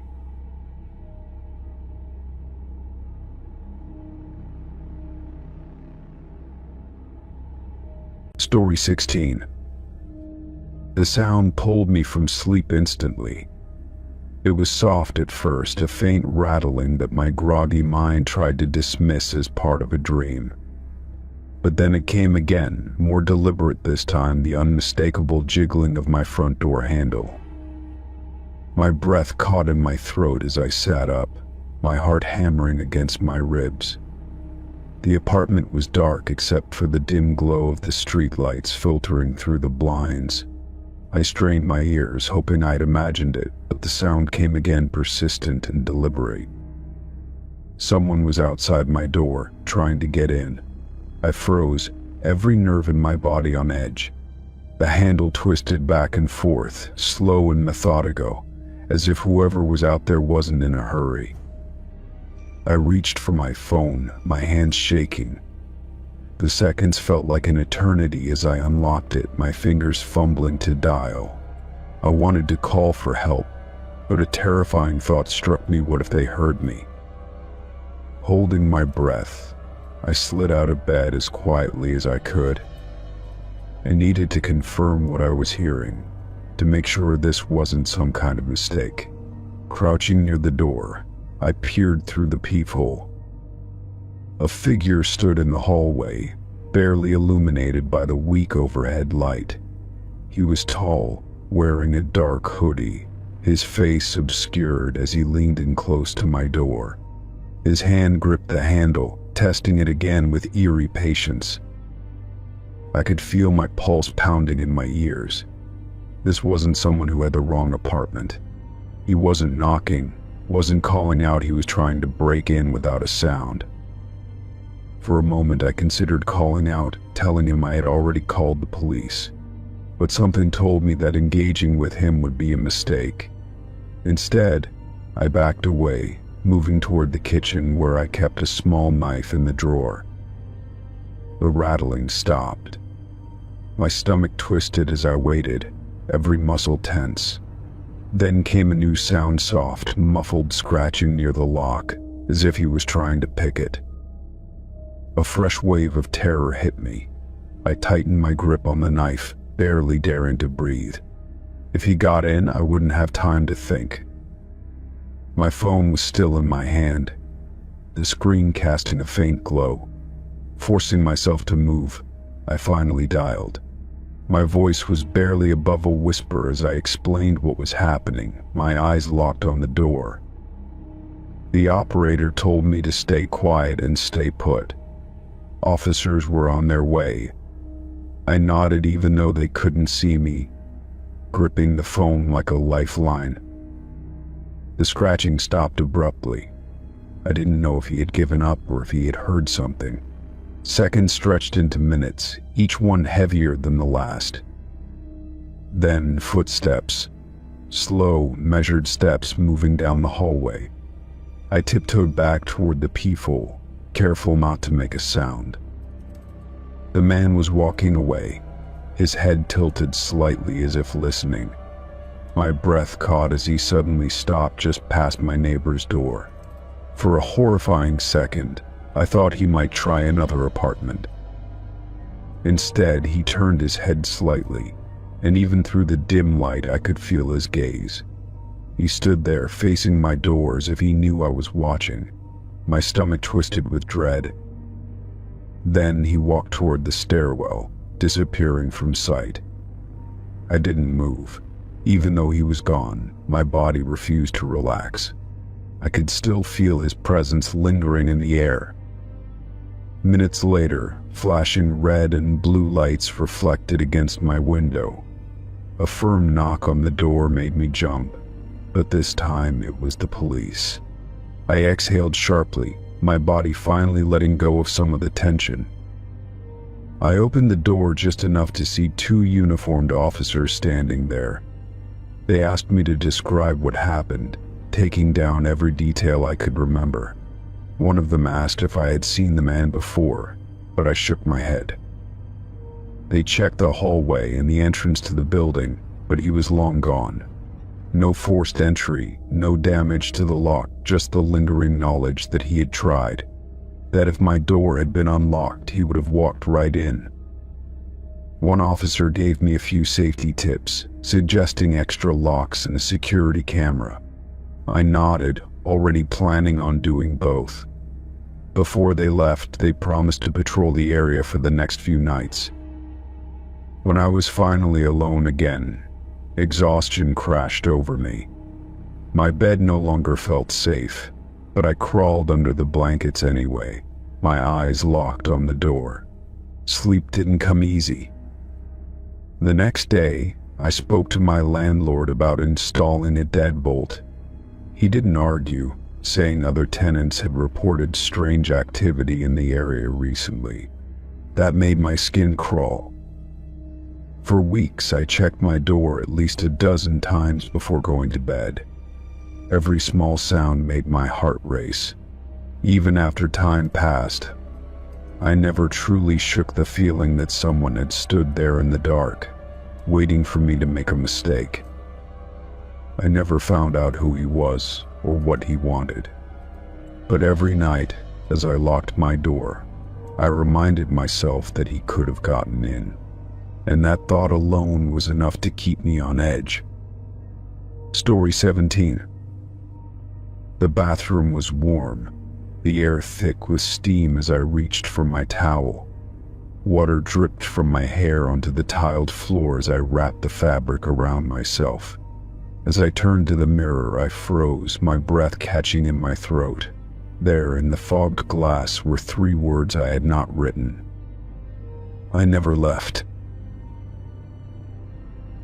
A chill ran down my spine, cutting through the warmth of the room. I reached out with trembling fingers, wiping at the letters, but they remained for a moment longer before fading. My mind scrambled for an explanation, searching for something rational. Maybe it had been there before, some forgotten message from the past, but deep down I knew better. I lived alone. Stepping back, I tried to slow my breathing, my pulse hammering in my ears. The apartment was small, the bathroom connected to my bedroom, and no one else had access. I told myself it was some odd trick of the condensation, a coincidence, a mistake. But as I backed away, the feeling of being watched tightened around me like unseen hands. I dressed quickly, shaking off the unease as best I could.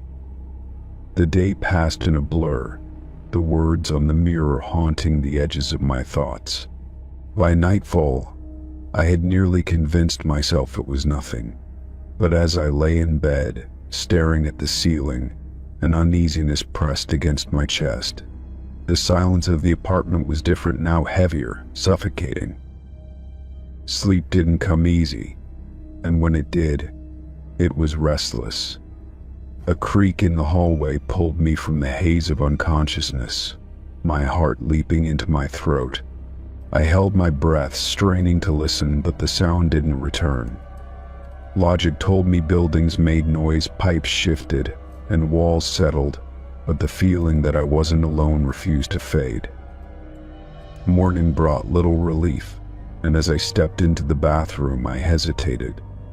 The mirror was clean, no messages in sight, but I couldn't shake the sensation that something lingered. I showered quickly, refusing to look at the glass as steam coated its surface. But when I turned back, my stomach twisted. The words were there again. I never left. This time I ran my fingers along the letters, feeling the faint indentation as if they had been etched into the glass long ago. My pulse pounded as I stepped back, my mind racing through every possibility. A break-in? A prank? Neither made sense. Someone would have to be in my apartment, leaving no trace. I spent the day trying to ignore it, telling myself it was paranoia, stress, or exhaustion.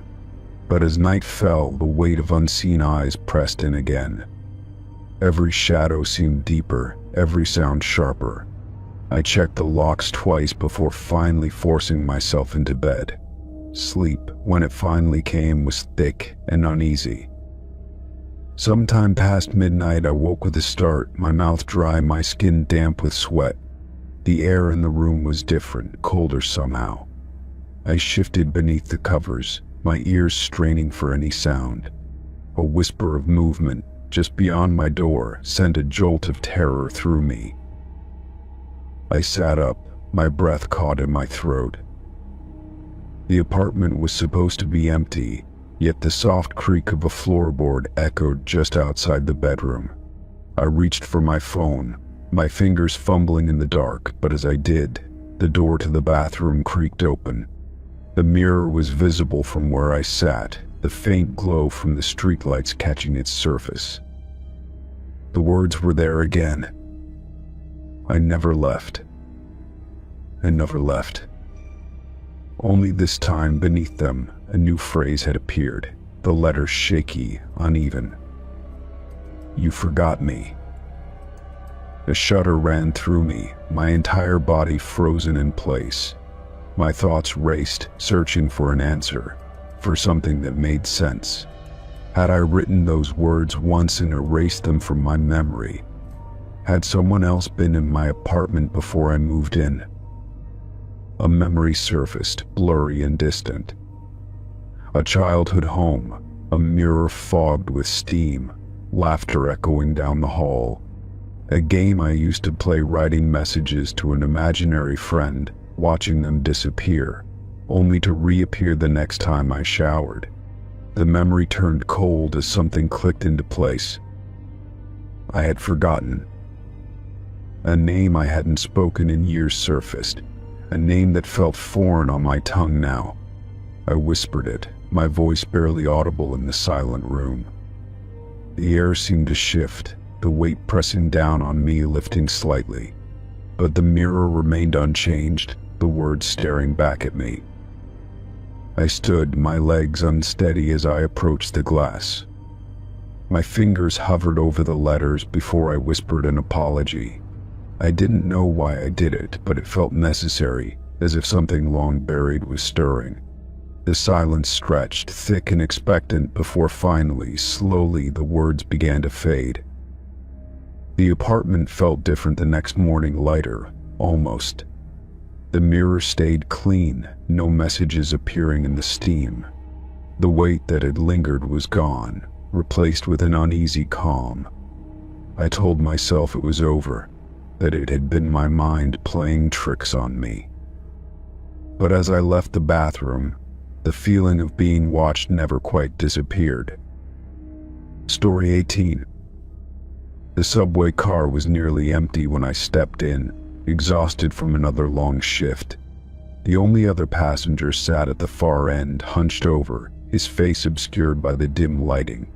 I took a seat near the middle, away from him, and let out a tired sigh as the train doors slid shut. The cold metal of the seat seeped through my thin jacket, but I was too drained to care. Moments later, I felt the weight of another person settling beside me, far too close for an empty train. My breath hitched as I turned slightly, catching a glimpse of the man who had been sitting alone. His body pressed against mine, his clothes reeking of something musty and damp. A chill ran down my spine as he leaned in, his voice low and deliberate. "We go home together now." The words slithered into my ear, and my stomach twisted. My pulse spiked as I forced a nervous chuckle, shifting uncomfortably in my seat. "I think you have me confused with someone else," I said, trying to keep my voice steady. He didn't move, didn't blink, just sat there, too close, too still. The train rattled through the tunnel, the dim lights flickering with each jolt of the tracks. I turned my head slightly, just enough to see his face. His skin was sallow, stretched tight over sharp cheekbones, and his eyes dark, sunken, almost hollow, bore into mine. His mouth curled at the edges, though it wasn't a smile. I glanced toward the doors, silently willing the train to reach the next station. My hands clenched into fists on my lap, my body rigid. He didn't touch me, but his presence alone felt suffocating. The air between us was thick with something unseen, something that made my skin crawl. "Where do you live?" he asked, his voice almost gentle. I swallowed hard, keeping my gaze locked forward. "That's none of your business," I muttered, hoping my tone carried enough warning. He let out a slow exhale, the sound rasping and dry, as if he hadn't spoken in years. "You don't understand," he whispered, his breath brushing against my ear. I recoiled, pressing myself against the cold metal rail beside me. My heartbeat pounded in my ears, drowning out the rhythmic clatter of the train. He tilted his head, his expression unreadable. "You've been chosen." The train lurched, causing the overhead lights to flicker again. My reflection wavered in the darkened window, but it barely shifted. I forced myself to breathe, to think. If I got off at the next station, I could lose him, blend into the crowd. My stop was still 5 stations away, but I wasn't waiting that long. When the automated voice announced the approaching station, I tightened my grip on my bag. The brakes screeched as the train slowed and I made my move. Without looking back, I pushed off the seat and darted toward the doors. My chest tightened as I waited, my body tense, every second stretching too long. The doors slid open and I stepped out, my heart hammering. The platform was mostly empty, save for a lone commuter in the distance. I quickened my pace, heading toward the exit, but a feeling of dread settled over me. The air was thick, stagnant, and I could sense it before I even turned my head. He had followed me. My breath hitched as I glanced over my shoulder. He was only a few feet away, walking at a steady pace, his gaze locked onto me. Panic clawed at my throat as I moved faster, nearly breaking into a run. The station exit was just ahead, but my footsteps felt too slow, the space between us shrinking. I pushed through the turnstile, my hands trembling as I nearly tripped over my own feet. The street outside was eerily quiet, the city's usual hum absent. I took a shaky breath, scanning the empty sidewalks. For a moment, I thought I had lost him. Then I heard the soft, deliberate tap of shoes against pavement. My chest tightened as I turned. He stood just beyond the station's entrance, half shrouded in shadow. His posture was relaxed, his arms hanging loosely at his sides. But his eyes, those dark, unblinking eyes, were fixed on me. My fingers curled around my phone, but my mind screamed that it wouldn't matter. "You don't understand," he murmured again, his voice barely audible over the pounding in my ears. "I told you we'd go home together now." The streetlight above him flickered, casting his face in fragmented light. My body screamed to move, to run, but my legs felt rooted in place. Then, without warning, he stepped back. One slow movement, then another. His gaze never wavered, but he was retreating. The breath I'd been holding escaped in a shudder as he melted into the darkness, his form swallowed by the night. I waited, watching, listening. Nothing. I stood there for what felt like hours before my legs finally obeyed. I rushed home, locking the door behind me with shaking hands. My apartment felt smaller than before, every shadow stretching too long, every silence too loud. I pressed my back against the door, inhaling deeply, trying to steady myself. Sleep never came that night. Every noise sent a fresh wave of fear coursing through me. My mind replayed his words over and over, the weight of them suffocating. By morning, I convinced myself it had been a strange, unsettling encounter, nothing more. But then, as I stepped out of my apartment building, my breath caught in my throat. Across the street, leaning against a lamppost, he stood.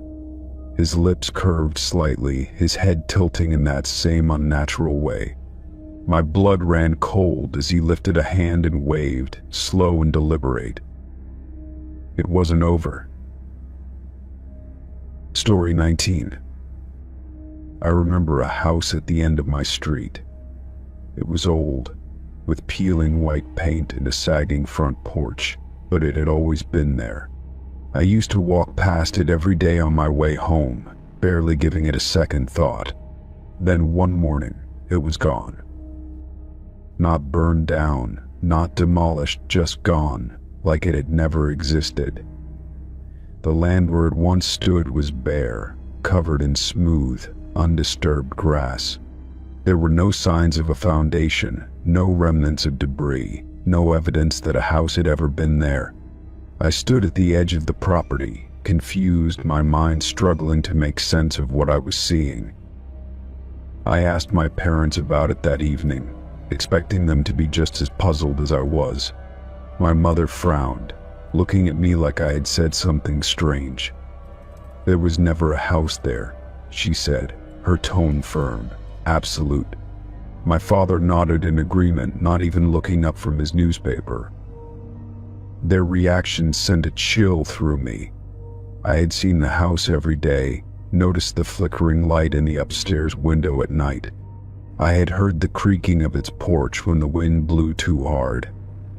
And yet they spoke as if I had imagined it. I turned to my older brother, hoping for some validation, but he only shrugged. The next day, I asked my neighbors, hoping someone would remember. Mr. Thompson, who had lived on our street for over 30 years, furrowed his brow. A house. at the end of the street. He shook his head, laughing softly. "No, kid, there's never been anything there. Mrs. Evans, the woman who walked her dog past that lot every morning, told me the same thing." I stopped asking after that. Every answer was the same, every face carrying the same look of polite confusion. It made me feel unsteady, like I had slipped into a version of the world where something was missing, and no one else noticed. But I noticed, and no matter how many times I looked at that empty patch of land, I knew something was wrong. One evening I decided to investigate. The sun had dipped below the horizon, casting long shadows over the neighborhood. I stepped onto the lot, feeling the soft grass under my feet. A breeze picked up, rustling the trees, and for a moment I swore I heard the faint groan of old wood shifting in the wind. I walked the perimeter, searching for anything, a buried piece of wood, a forgotten foundation stone. But there was nothing. The grass was too perfect, too undisturbed, like it had been there for years.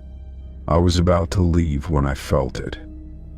A strange sensation, a pressure in the air, as if I had stepped through something unseen. For a split second, everything felt different. The air was heavier, filled with the scent of dust and aged wood. A creaking sound echoed around me like footsteps on loose floorboards. Then, just as quickly, it was gone. The night was silent again, the empty lot unchanged. I stumbled back, my heart racing, unable to explain what had just happened. Sleep didn't come easily that night. I kept thinking about the house, about the feeling I had on that lot. The next morning I dug through old photo albums searching for proof. I found pictures of my childhood, of my family, of our street. But in every image where the house should have been, there was only an empty lot. I knew then that I had a choice. I could accept what everyone else believed, let the house fade from my mind like a dream slipping away. Or I could keep searching, keep trying to prove that it had been real. I chose the latter. Days passed, then weeks. I began visiting the lot more often, standing there in the quiet, waiting for something to happen. Sometimes I thought I heard whispers, just faint enough to make me question if they were real. Other times I thought I saw movement in my peripheral vision, something shifting where there was nothing. Then, one night I woke to the sound of knocking. It was soft but insistent, coming from my window. My breath caught in my throat as I sat up, my eyes adjusting to the darkness. Outside, standing at the edge of the empty lot, was a figure. It was too dark to see their face, but something about the way they stood rigid, unmoving, sent a deep, primal fear through me. I didn't move.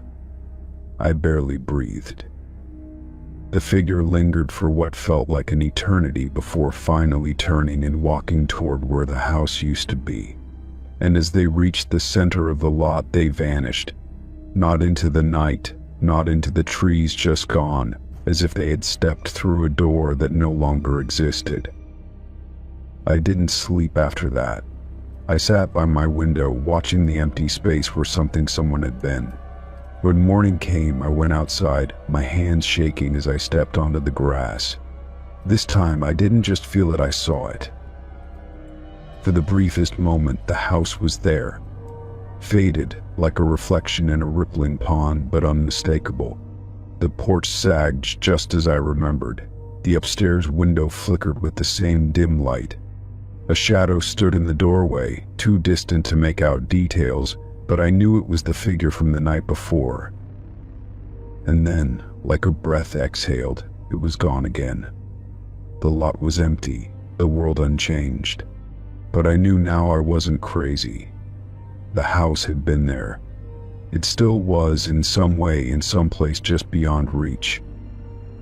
I don't ask questions about it anymore. I don't try to make others believe. The house exists in the spaces between moments, in the quiet hours of the night when the world forgets to look. And sometimes when the wind is just right, I hear the porch creak, as if someone is still inside, waiting to be remembered. Story 20. I always made sure to lock my front door. It was a habit, one I never broke, no matter how safe the neighborhood seemed. Before going to bed, I would double-check the lock, pressing my hand against the knob just to feel its resistance. That night was no different. I locked it, tested it, and went to bed without a second thought. Sometime after midnight, I woke up feeling restless. The room was silent except for the faint hum of my bedside fan. I rolled over, trying to fall back asleep, but something felt off, an unease I couldn't quite place. The air in my bedroom felt colder than usual, like a draft was creeping through the house. Sitting up, I glanced toward my bedroom door, which was slightly ajar. That wasn't unusual. I always left it cracked open, but the darkness beyond it felt heavier than normal. I listened for any sound, any indication that something was wrong. At first, there was nothing, just the steady silence of the house. Then, a faint creak echoed from down the hall. My stomach twisted as I held my breath, straining to hear more. It could have been the house settling, but something about the sound felt deliberate. I swung my legs over the side of the bed, my feet pressing against the cool floor. Moving cautiously, I stepped into the hallway, my eyes adjusting to the dim light. The house was still, the only sound my own shallow breathing. I told myself I was being paranoid, that my imagination was running wild in the quiet. But when I reached the living room, my heart nearly stopped.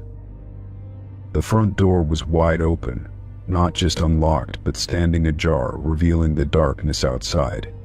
A rush of cold night air swept into the room, carrying the scent of damp earth and something faintly metallic. I stood frozen, staring at the open doorway, my mind racing. I had locked it, I was sure of it. I even remembered the way the deadbolt had clicked into place beneath my fingers.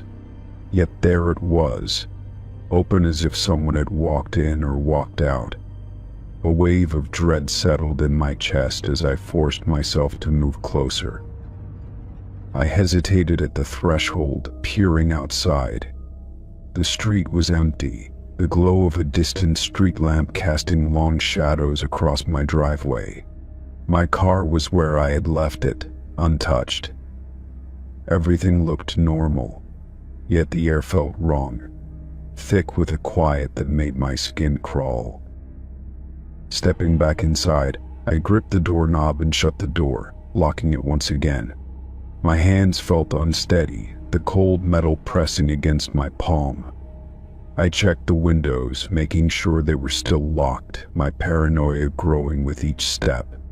Nothing else seemed out of place, but that didn't mean I was alone. I grabbed the heaviest object nearby, a metal flashlight from the kitchen counter. My grip tightened around it as I made my way through the house. I checked every corner, every closet, every space someone could hide. The air remained still, the silence deafening. When I reached my bedroom again, I hesitated before stepping inside. Something felt different, though I couldn't immediately tell what. My eyes scanned the room, landing on the closet door. It was open just an inch, though I knew for a fact it had been closed earlier. A slow chill crept up my spine as I stared at the gap. My pulse pounded against my ribs, a deep instinct warning me not to move closer. I gripped the flashlight tighter, bracing myself before stepping forward. The floorboards creaked beneath me, the only sound in the suffocating quiet. With a deep breath, I raised my free hand and pushed the door open. The closet was dark, a hollow void that seemed to stretch deeper than it should. My shirts hung undisturbed, my shoes neatly lined up at the bottom, but something about the darkness inside felt occupied. I reached for the light switch, flipping it on. The single bulb flickered for a second before casting a dim glow across the small space. There was nothing there, no sign of movement, no explanation for why the door had been ajar. Yet I couldn't shake the feeling that something had been there just moments before. Swallowing hard, I shut the closet door and backed away. My nerves were on edge, my body tense with lingering fear. I climbed back into bed, gripping the flashlight like a weapon. Sleep didn't come easily. I lay awake for hours, listening, waiting. At some point, exhaustion won. My dreams were uneasy, filled with glimpses of shadowy figures standing in open doorways. Each time I tried to move, I couldn't, as if something held me in place. A whisper echoed in the distance, but the words were lost before I could understand them. I woke to the pale light of dawn filtering through my curtains. My body ached from how stiffly I had slept, my mind still fogged with sleep. For a moment, I almost convinced myself it had all been a dream. But then my eyes drifted toward the closet. The door was open again.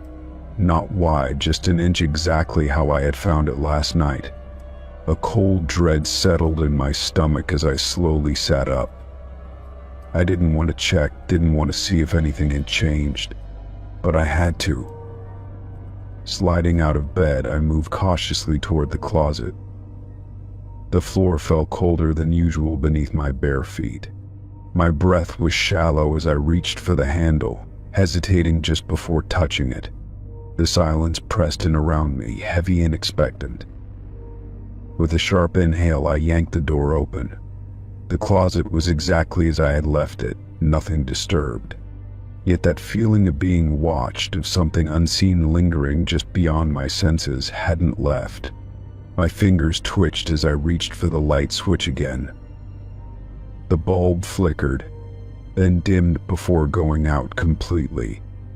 My stomach clenched as the darkness swallowed the small space once more. I slammed the door shut, stepping back as my pulse thundered in my ears. I didn't know what was happening, but I knew one thing for sure. I had locked my front door last night. I had locked it, checked it, and yet someone or something had opened it. The realization settled over me like a weight, sending a slow, creeping fear through my veins. I wasn't alone in my house last night, and I wasn't sure if whatever had come in had ever left. Story 21. The first time I noticed the van, I didn't think much of it. It was parked across the street from my apartment building, plain white with no markings, the kind of vehicle used by contractors or delivery services. It sat there for hours, engine off, windows tinted just enough to obscure the inside. By the time I went to bed, it was gone, and I told myself it had nothing to do with me. The next morning I saw it again. Same spot, same van, unmoving. A strange unease settled in my chest, but I tried to brush it off. Maybe it belonged to a neighbor, or maybe I was just being paranoid. Still, I kept glancing at it through my window throughout the day, waiting for someone to get in or out, but no one ever did. Days passed, and the van never went away. Sometimes it disappeared for a few hours, but by evening, it would always return. I tried to rationalize it, convincing myself there had to be a logical explanation. But when I started waking up to find small things in my apartment out of place, my unease turned into something worse. At first, it was little things. My keys weren't where I swore I had left them, my shoes lined up differently near the door. I thought maybe I was just tired, not paying attention, making mistakes. But then I noticed my bedroom window unlocked one morning, even though I never opened it. A sick feeling took root in my stomach. I started double-checking my locks, making sure every window was secured before I went to sleep. I even put a chair under the front door handle at night, just in case. But no matter what I did, I still woke up with that unsettling sense that someone had been inside while I slept. One evening I came home late from work, exhausted and ready to collapse into bed. As I reached for my door, I hesitated. The doormat was slightly askew, the corner lifted like someone had moved it. My hand shook as I unlocked the door and stepped inside. The air felt wrong, like it had been disturbed. I checked every room, every closet, even under my bed. Nothing was missing, but that only made it worse. Someone had been here, and they hadn't taken anything. I sat on my couch, gripping my phone, debating whether I should call the police. But what would I even say? There was no proof, no signs of forced entry, just a feeling that something was horribly wrong. That night, I barely slept, my body tense at every creak of the building. At some point, exhaustion won over, and I drifted off. A noise woke me up hours later, a faint shuffling sound from the living room. My breath caught in my throat as I listened, my pulse hammering in my ears. I wanted to believe I had imagined it, that my fear was making me hear things. But then the floor creaked. Someone was inside. I stayed frozen, my body paralyzed with fear. The sound moved closer, slow and deliberate, like whoever was there wanted me to hear them. I reached for my phone, my fingers barely wrapping around it before the noise stopped. Silence stretched through the apartment, thick and suffocating. I held my breath, waiting for the next sound, but nothing came.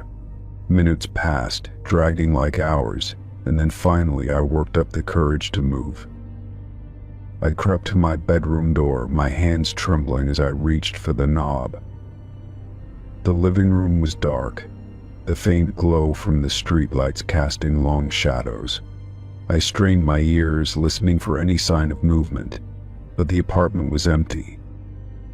The front door was still locked. The windows were closed, but when I stepped further into the room, my stomach dropped. My kitchen chair had been moved, pulled slightly away from the table. It was such a small thing, so subtle that I might have missed it if I hadn't been looking. But I knew someone had been in my apartment. I called the police, my voice shaking as I explained what had happened. They arrived within minutes, checking every corner of my place, asking if anything was missing. But there was nothing. No forced entry, no fingerprints, nothing they could use. All they could do was suggest I change my locks and be careful. I'd barely slept the next night, every noise sending a jolt of fear through me. When I glanced out my window around 3 a.m., the van was still there. A dark shape sat in the driver's seat, motionless.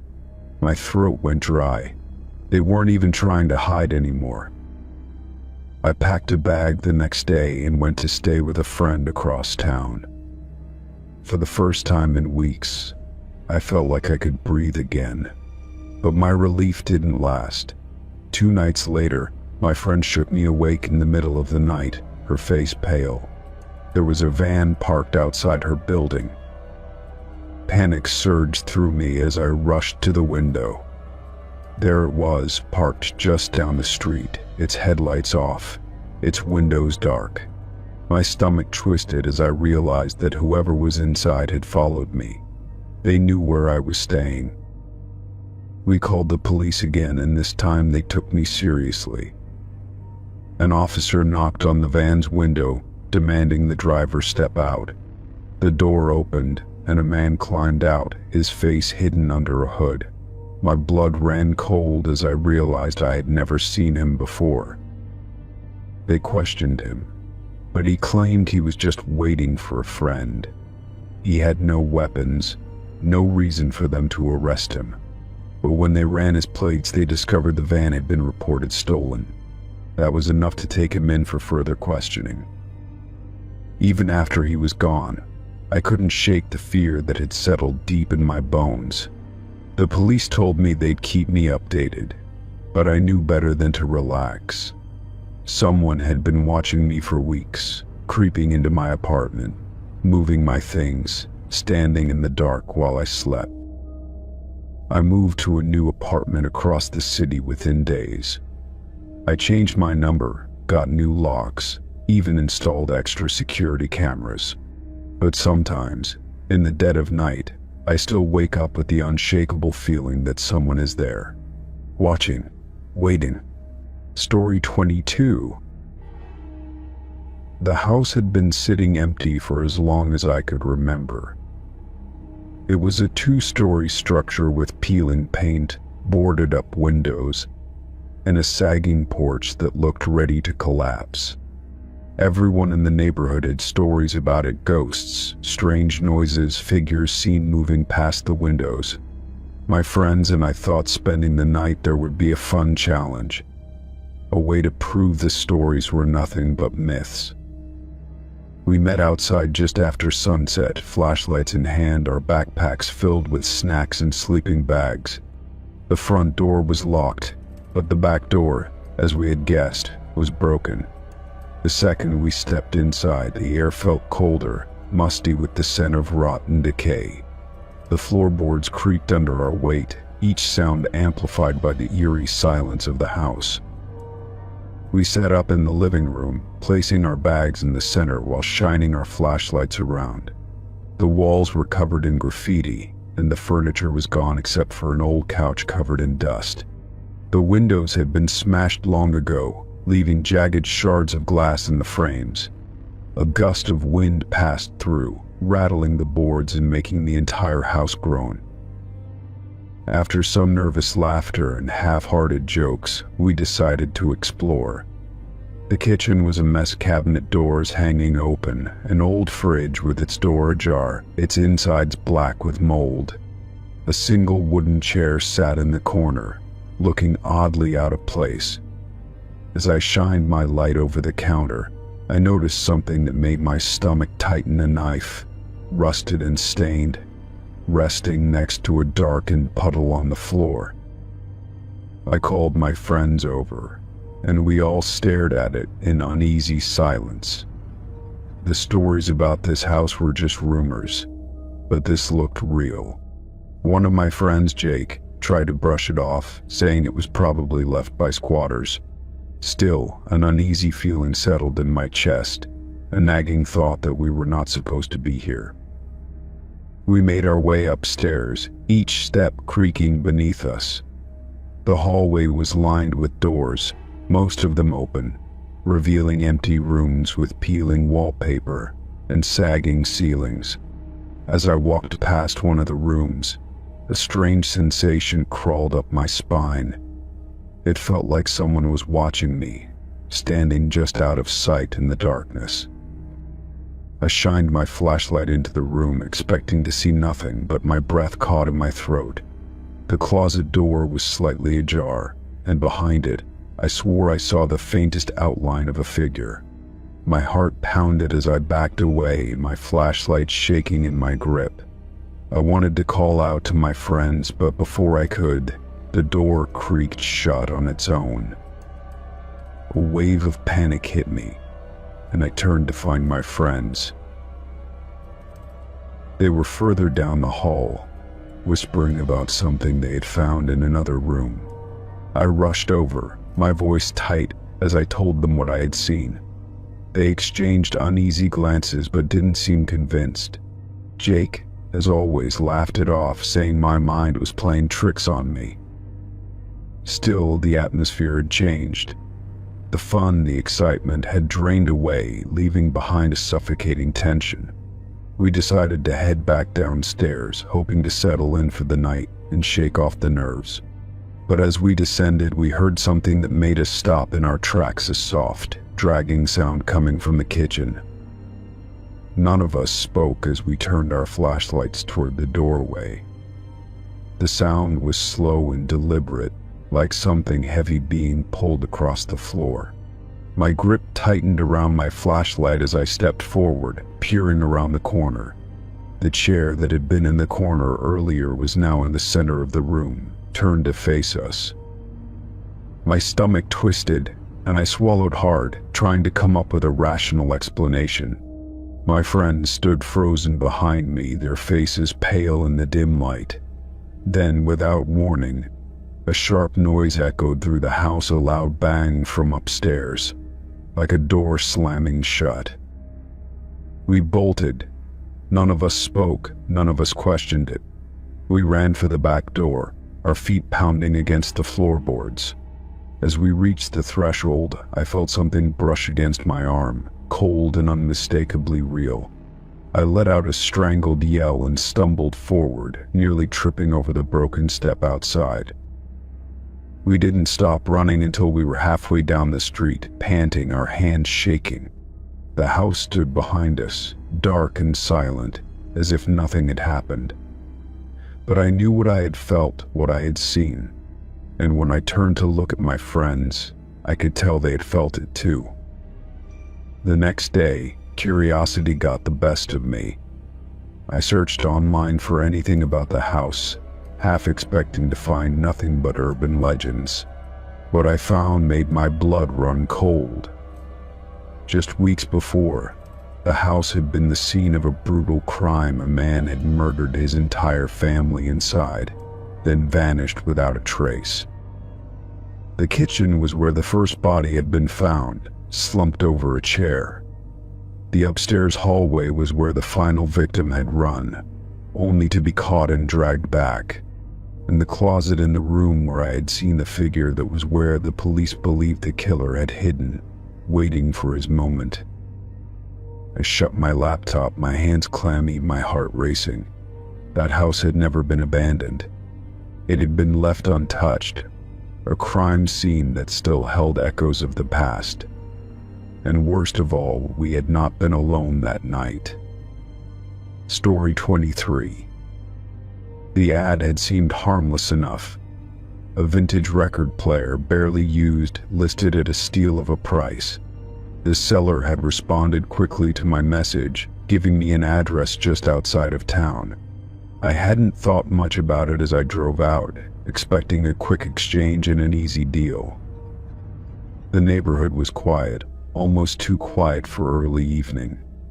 Rows of identical houses stood in neat lines, but there were no people outside, no kids playing, no neighbors chatting. I double-checked the address on my phone, making sure I was in the right place. The house in front of me looked normal enough, but something about it felt off.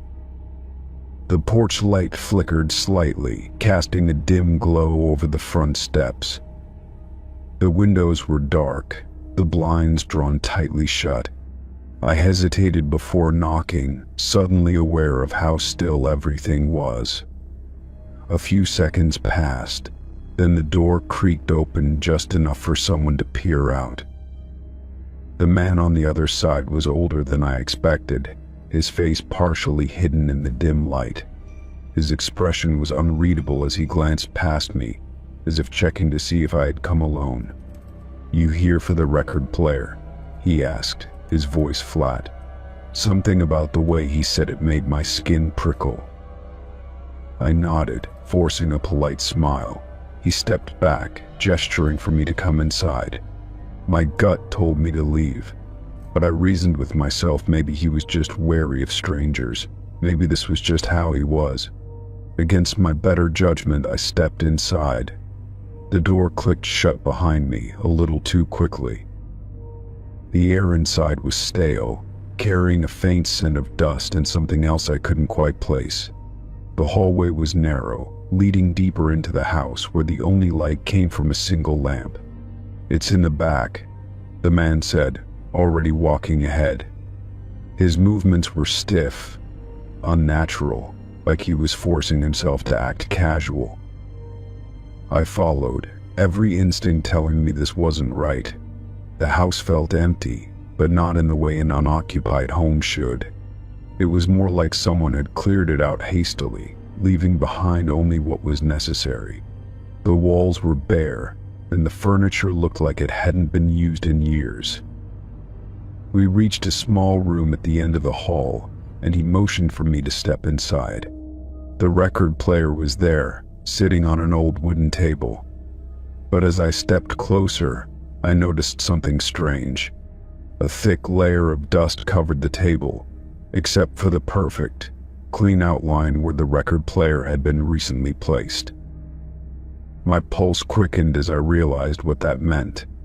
The record player hadn't been here long. It had been put there staged. I turned back toward the door, suddenly desperate to leave. But the man was standing in the doorway now. His expression had changed, the forced politeness replaced by something colder. "Something wrong?" he asked, tilting his head slightly. My throat went dry, my mind racing for an excuse. "Actually, I forgot I don't have cash on me," I lied, forcing a chuckle. "I'll have to come back later." His eyes didn't leave mine, and for a long moment he just stood there. Then he smiled. It wasn't friendly. "No rush," he said, blocking the exit. My heart pounded against my ribs. I glanced past him, gauging my chances of making it out. The house was too silent, too empty. I had a sinking feeling that if I screamed, no one would hear me. I took a slow step back, pretending to examine the record player. "Actually, can I use your bathroom first?" I asked, trying to sound casual. His smile faltered for a fraction of a second, but then he nodded. "Down the hall, first door on the left." I forced myself to walk out of the room calmly, feeling his gaze on my back. The moment I was out of sight, I moved fast. Instead of going to the bathroom, I turned toward the front door. My hand gripped the doorknob, twisting it hard, but it didn't budge. Locked. A slow creak from the hallway made my stomach drop. I turned just in time to see the man step around the corner. His head tilted again. He held something in his hand now, something small and metallic. "You're not really here for the record player, are you?" he asked. Adrenaline surged through me as I lunged for the nearest object, a heavy lamp on the entryway table. I grabbed it and swung, catching him off guard. He grunted as it connected with his arm, but he didn't drop whatever he was holding. I didn't wait for his reaction. I bolted toward the back of the house, looking for another way out. The kitchen had a door leading to the backyard, but it was locked too. My hands fumbled with the latch, panic making them clumsy. Behind me, footsteps grew louder, more deliberate. I yanked at the handle, throwing my weight against it until it finally gave way. I stumbled outside, my breath coming in sharp gasps. The yard was enclosed by a tall wooden fence, but I didn't stop. I ran, vaulting over it without thinking, scraping my hands in the process. The second I hit the ground on the other side, I kept running, sprinting toward the nearest street. Only when I was safely inside my car, doors locked, did I allow myself to breathe. My hands shook as I gripped the wheel, my mind racing. I looked back toward the house, expecting to see the man watching from the porch. But the door was shut, the windows dark, as if nothing had ever happened. I sped away, my heart pounding so hard it hurt. When I was far enough, I pulled over and checked the listing again. The post was gone. No trace of it remained, as if it had never existed. I tried calling the number, but it had been disconnected. That night, sleep didn't come easily. I kept replaying everything in my head, wondering what would have happened if I hadn't trusted my instincts. The next day, I considered going to the police, but what would I even tell them?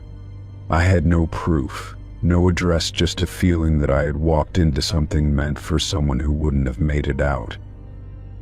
Days passed, and I tried to put it behind me. But late one night, my phone buzzed with a new message. It was an unknown number, just 2 words. "Nice try." Story 24. The road had been narrow for miles, winding through dense woods without a single sign of civilization. I had taken a wrong turn hours ago, thinking it would lead me back to the highway, but instead, The trees only grew thicker, and the road more uneven. My GPS had lost its signal, leaving me with nothing but my instincts and a gut feeling that I was heading deeper into nowhere. When my car sputtered and rolled to a stop, the realization hit me like a punch. I was stranded. I turned the key in the ignition, but the engine only clicked, refusing to turn over. Stepping outside, I inhaled the crisp air, tinged with the scent of pine and damp earth. The sun hung low in the sky, casting long shadows through the trees, stretching across the cracked pavement. I grabbed my phone, but as I expected, there were no bars, just a blank screen mocking my isolation.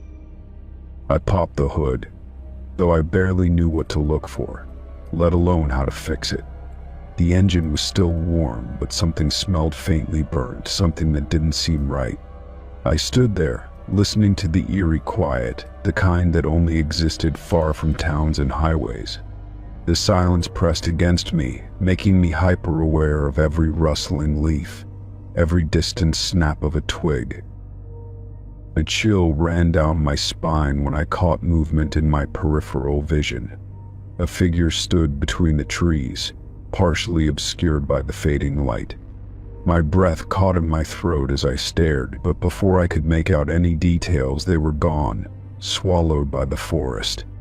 My pulse quickened, the logical part of my mind trying to convince me it had just been a trick of the light. I shut the hood and locked my doors, trying to steady my breathing. The smart thing to do was to stay put and wait until morning, when I could try walking back toward civilization. Yet the uneasy feeling in my gut only grew stronger, a deep-rooted instinct warning me that I wasn't alone. I turned slowly, scanning the treeline, but nothing moved, only the fading sunlight casting strange shapes against the ground. The air grew colder as darkness settled in, and I reached into my bag for a flashlight. When I clicked it on, the beam barely cut through the night, illuminating only a few feet ahead. The trees loomed taller in the dim glow, their gnarled branches twisting into unnatural shapes. I tried the car again, praying it would start, but the engine remained lifeless, the clicking sound even weaker than before. A soft rustling came from the woods, closer this time, followed by a faint snap of a branch. My grip tightened on the flashlight as I aimed it toward the sound, but the beam only revealed an empty patch of dirt and underbrush. A bead of sweat slid down my temple despite the cold. I wasn't imagining it, someone was out there, watching me. I locked my doors again, my fingers trembling as I reached for my pocket knife. The only thing that gave me even a semblance of protection. My eyes darted between the rearview mirrors, scanning for movement, but the night had swallowed everything beyond the reach of my headlights.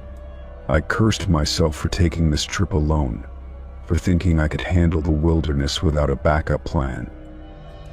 A sudden knock against the rear window made me jolt, my breath catching in my throat. I spun around, flashlight shaking as I aimed it behind me, but there was nothing there.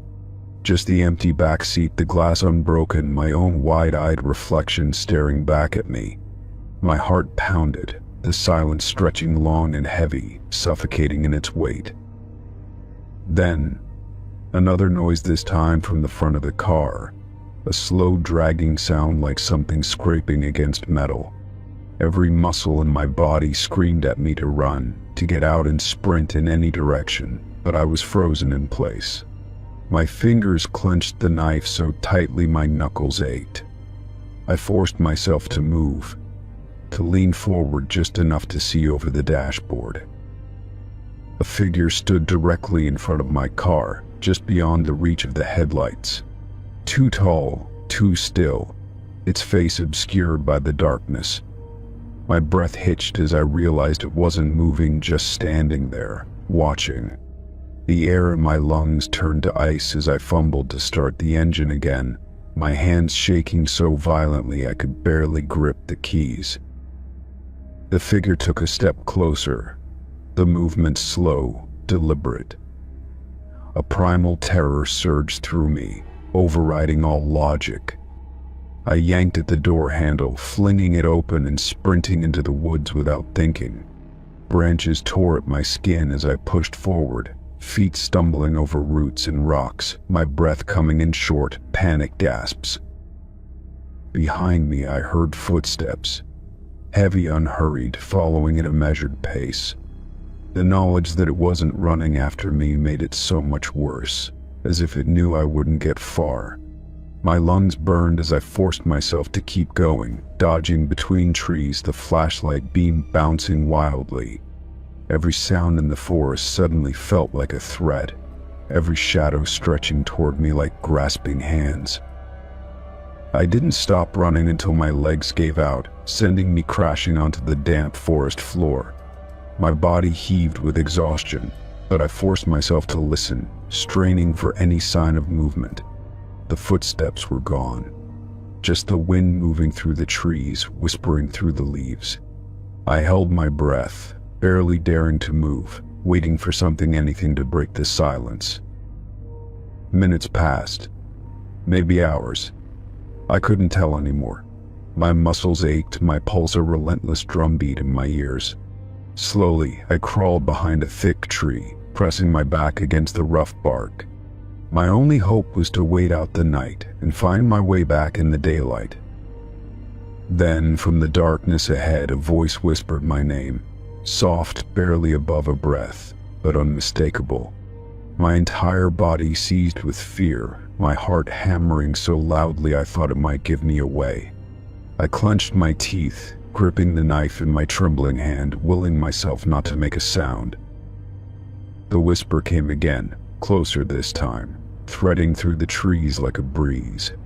My vision blurred with terror as I tried to comprehend the impossible. Whoever was out there knew my name. I had told no one about this trip, no one. A shadow shifted in the distance, and my stomach turned to ice. I pressed myself further against the tree, forcing my breath to slow, to stay hidden. The forest stretched into endless darkness around me, the trees towering and unyielding. Somewhere, just beyond my sight, something waited, and it was still watching. Story 25. The hotel was nothing special, just a cheap place near the airport where I could rest before my early flight. The lobby smelled faintly of stale coffee, and the receptionist barely looked up as she handed me the key. The hallway leading to my room was dimly lit, the carpet worn down by years of footsteps. My room was small but clean enough, with a bed, a desk, and an old television mounted to the wall. As soon as I shut the door, an odd feeling settled over me. The air was still, yet it felt like something lingered in the corners, watching. I shook it off, chalking it up to exhaustion, and set my bag on the chair. The bed creaked as I sat down, rubbing my temples, already eager to sleep. I went to the bathroom to wash up, and when I returned, I noticed something strange. My suitcase, which I had left zipped up, was now slightly open. My stomach tightened as I approached it, hesitating before pulling the zipper fully back. Nothing seemed to be missing, but I was certain I hadn't left it like that. Shrugging it off as my own mistake, I changed into a t-shirt and lay down, pulling the thin blankets over me. Just as I was drifting off, the light above the bed flickered once, then again. A soft buzz filled the room before the bulb steadied. I exhaled slowly, convincing myself it was just old wiring. Sometime later, I was jolted awake by a soft tapping sound. It was rhythmic, deliberate, coming from the wall beside my bed. My breath caught as I turned my head toward the noise, listening closely. Tap, pause, tap, tap. It sounded like someone knocking from the other side. I waited, my pulse quickening, before finally knocking back a single hesitant response. Silence stretched between us and I started to feel foolish. But just as I turned over, there it was again. 3 slow taps. Then nothing. The pattern felt intentional, as if someone was waiting for a reply. A chill ran down my spine as I sat up, my eyes locked on the wall. I pressed my ear against it, straining to hear anything beyond the thin barrier. The room next door was supposed to be empty. I had seen the front desk clerk mark it as vacant when I checked in, yet I could hear faint breathing, slow and heavy. I pulled away quickly, trying to ignore the unease creeping through me. Maybe someone had checked in after all. Maybe it was just the pipes or some quirk of the old building. I lay back down, determined to ignore it, but sleep didn't come easily.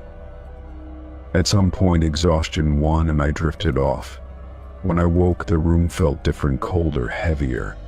I glanced toward the chair and felt my stomach drop. My jacket, which I had draped over it, was now on the floor. My suitcase, once zipped, was wide open. Someone or something had been in my room. I sat up quickly, scanning the space, my pulse hammering in my ears. The door was still locked. The windows were shut. Yet the sense of intrusion was undeniable. I checked my belongings, but nothing seemed stolen. Just moved, shifted, as if someone had been looking through my things but hadn't wanted to take anything. A new sound filled the room, so soft I barely caught it at first. Whispering, faint, indistinct, coming from the air vent near the ceiling. I swallowed hard and stepped closer, my skin prickling as I strained to make out the words. It was a low, murmuring voice, repeating something over and over, but I couldn't understand it. I backed away, my hands shaking slightly. I needed to get out of this room. Grabbing my phone, I checked the time, 3:12 a.m. My flight wasn't for another few hours, but I couldn't stay here any longer. I started throwing my belongings into my bag, moving as quickly as I could. As I zipped up my suitcase, the knocking returned. This time it was faster, more urgent. My breath hitched as I turned toward the wall, my entire body rigid. The knocks came in rapid succession, as if someone was pounding from the other side, desperate to get through. Then, just as suddenly as it started, it stopped. The silence that followed was suffocating. I took a slow step toward the door, my fingers fumbling with the lock. As I turned the handle, a soft creak came from behind me. I spun around, my heart slamming against my ribs. The closet door, which had been shut when I arrived, was now slightly ajar. The darkness inside seemed deeper than it should have been, like it stretched further than the walls allowed. I held my breath, waiting, listening. A single, quiet exhale drifted out from the darkness. I didn't stay to see more. I yanked the door open and rushed into the hallway, my suitcase bumping against my leg as I moved. The corridor was eerily silent, the dim lighting casting long shadows against the walls. The front desk was empty when I reached it. A small bell sat on the counter, but no one responded when I rang it. I considered leaving, finding another place to wait for my flight, but something compelled me to check the guest log. Flipping through the pages, I searched for my room number. There it was, my name listed under 204. But when I glanced at the adjacent entry, my breath caught.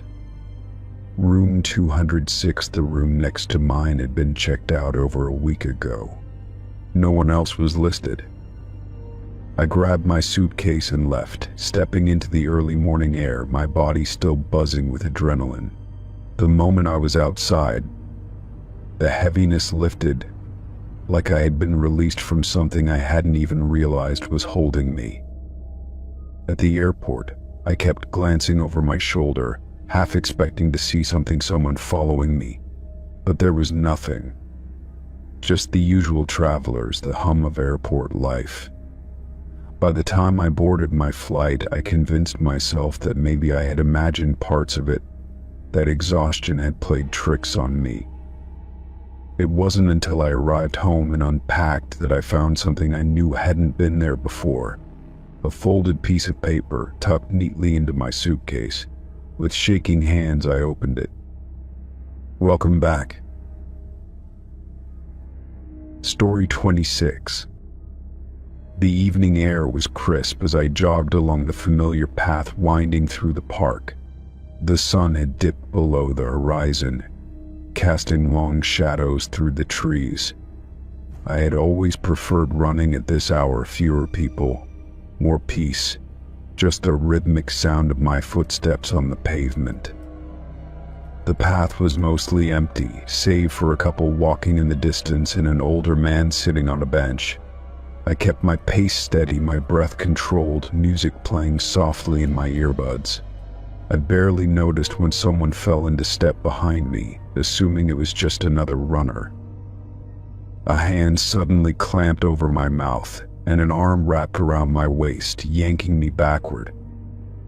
Panic exploded in my chest as I struggled, my feet barely scraping the ground. My brain took precious seconds to catch up. This wasn't a joke, this wasn't an accident. I thrashed wildly, my scream muffled against the man's hand.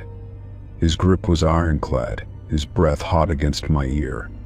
He was dragging me toward the trees, away from the path, away from the open space where someone might see.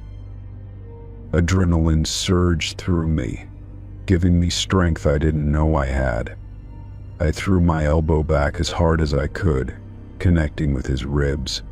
He grunted but didn't let go. My heart pounded as I twisted, kicking back blindly, my heel catching his shin. The moment his grip loosened, I ripped free and bolted. My legs felt sluggish with terror, but I forced them to move, sprinting toward the path. I risked a glance back, my stomach twisting as I saw him recovering, his head snapping toward me. He was coming after me. The path ahead was empty, the couple from earlier nowhere in sight. My only chance was to run faster, to put as much distance between us as possible. My breath came in ragged gasps as I pushed forward, my muscles screaming. I veered toward the park entrance, where the streetlights cast flickering pools of safety. My mind raced. Was anyone nearby? Could I scream for help? I opened my mouth, but my throat was dry with terror, the sound barely making it past my lips. Behind me, his footsteps grew louder, closing the gap. He was fast, too fast. My lungs burned, but I didn't stop. I could see the main road ahead, the traffic lights blinking red. If I could just reach the sidewalk, someone would see me. Something heavy hit my shoulder, sending me sprawling onto the grass. My knees scraped against the ground, pain shooting up my legs. I twisted, scrambling to get up, but he was already there, his shadow looming over me. He lunged, but I rolled to the side, kicking out desperately. My foot connected with his knee, and he stumbled, cursing under his breath. It was the opening I needed. I scrambled to my feet and ran harder than I ever had in my life. I burst onto the sidewalk, nearly colliding with a cyclist. The man barely had time to swerve before I screamed, the sound finally ripping from my throat. A few people turned their heads, their expressions shifting from confusion to alarm. I risked another glance back, my chest heaving. The man had stopped at the park's edge, lingering in the shadows. His posture was rigid, his face unreadable. He hesitated for a moment before turning and disappearing into the trees. My body trembled as I collapsed onto a nearby bench, my hands shaking. People were staring now, some cautiously approaching. I fumbled for my phone, my fingers clumsy as I dialed, my voice uneven as I tried to explain what had happened. The police arrived quickly, their questions coming in a blur. I told them everything: the man's grip, the chase, the way he had given up the second I reached the street. One officer nodded grimly, mentioning that similar incidents had been reported in recent weeks. They searched the park, but he was long gone. No cameras, no witnesses close enough to see his face. He had planned this, knew the quietest parts of the park, knew when to strike. That realization made my stomach churn. One of the officers offered to drive me home, but I refused. I needed to prove to myself that I could still walk, that I wasn't completely paralyzed by fear. My legs were shaky, my heart still racing, but I made it home in one piece. That night, sleep refused to come. Every time I closed my eyes, I felt his hands on me, his breath against my ear. My mind replayed the chase, the way he had nearly caught me, the terrifying thought of what would have happened if he had. The next day, I bought a personal alarm and pepper spray. I told myself I would never let anyone catch me off guard again. But deep down, I knew the fear would linger, waiting in the back of my mind every time I stepped outside. The park, once a place of peace, now felt tainted. I changed my jogging routine, switching to a busier area, but the paranoia never fully left. Every shadow seemed longer, every sound sharper, every stranger a possible threat. Weeks passed, but the fear remained. The police never caught him, never found a suspect. He was still out there, somewhere, waiting. The thought sent a chill through me. I told myself I had survived, that I was lucky. But luck wasn't enough. Next time I would be ready. Story 27. The apartment complex seemed like a dream at first. It was affordable, clean, and in a quiet part of town. The building had an old charm to it, the kind that made it feel like it had history. I moved in with little hesitation, unaware of what lay beneath the surface. The first few weeks were uneventful, just the usual routine of unpacking and settling in. My neighbors were polite but distant, offering short greetings in the hallway before disappearing into their units. There was an odd stillness to the place at night, a kind of silence that felt unnatural. At first, I chalked it up to thin walls and people keeping to themselves.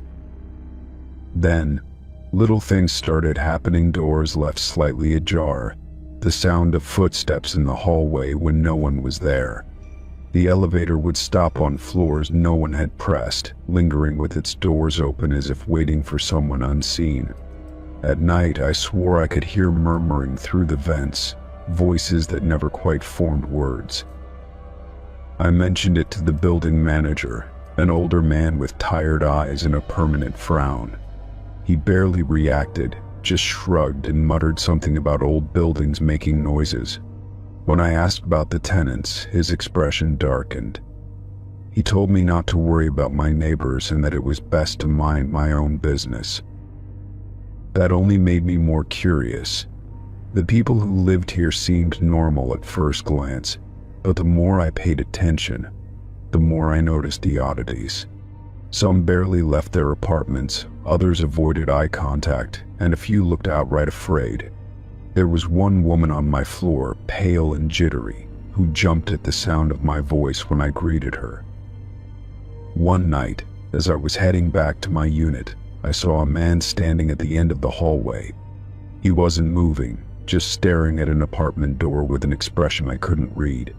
When I cleared my throat, he turned sharply and walked away without a word.